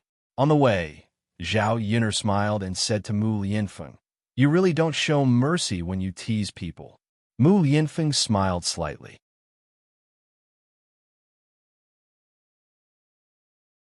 Chapter 388. In the past, he had even killed many people, not to mention teasing people like this. "Yin'er, if anything happens in the future, I'll be there. Naturally, I won't let anyone bully you. When I come back from the capital, I'll marry you. I know Grandma may not agree, but this time, I'm going to do something for the Emperor. When the time comes, the Emperor will definitely give me some rewards. When the time comes, I'll ask the Emperor for you. With the Emperor's permission, even if Grandma objects, it's useless." Zhao Yun'er didn't know how to respond to Mu Lianfeng. She still felt that Mu Lianfeng saw things too simply. Even if the Emperor granted her a marriage and she married into the Shitsi manor, would old Madame Mu treat her well? She probably didn't like her no matter how she looked at her. Mu Lianfeng only had one relative. His parents had passed away early, so he wouldn't do anything that would go against old Madame Mu and make her sad. Zhao Yun'er didn't want to force Mu Lianfeng. She thought that if the two of them were really together, they wouldn't have to go to the Shitsi manor. She would build a big courtyard in the countryside. Mu Lianfeng could come and live there. As for status, this thing was too superficial. What she pursued was the two of them being together, not those dispensable things of formality. If Mu Lianfeng came to live with her, she naturally wouldn't have to deal with old Madame Mu. "Mu Lianfeng, if old Madame still doesn't agree, what should we do?" Mu Lianfeng was silent for a moment. "Yun'er, if Grandma still doesn't agree, worst comes to worst, I'll move out and live with you. From then on, I won't go back to the Shitsi manor. We'll be together as a family. Anyway, except for you, I, Mu Lianfeng, will never marry another woman in this life." Zhao Yun'er didn't expect Mu Lianfeng's answer to be the same as what she thought. It was already very rare for a man, especially a man of such status, to do this for her. "Okay, then I'll wait for you." Zhao Yun'er smiled. "If you really leave the Shitsi manor and come to my place, I'll take care of you." Zhao Yun'er was both joking and serious. If Mu Lianfeng really left the Crown Prince's mansion, he would not be able to enjoy the same treatment as the Crown Prince's mansion. Even his monthly allowance would be confiscated. At that time, Mu Lianfeng might have to consider the problem of survival. Zhao Yun'er thought about it. Her goal now was to raise a son and a man. Mu Yinfeng was amused by Zhao Yun'er. Yun'er, how can a woman support a man? Don't worry, even if I leave the crown prince's residence, I'll make sure you and Dowda live a good life. Zhao Yun'er felt a little sweet in her heart. They soon arrived at old Zhao's house. It was almost time for lunch. Old Zhao's men came back from a field and were resting in the yard. As for the woman, she was busy preparing lunch.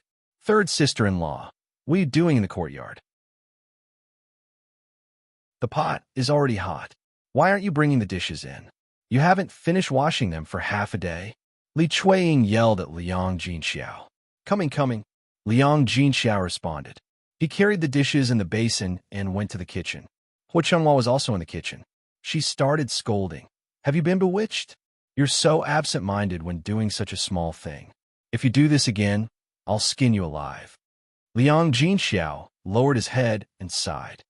Mother, I'm just worried about Yun'er. Sigh that you're tuning in to the Romance Rendezvous YouTube channel.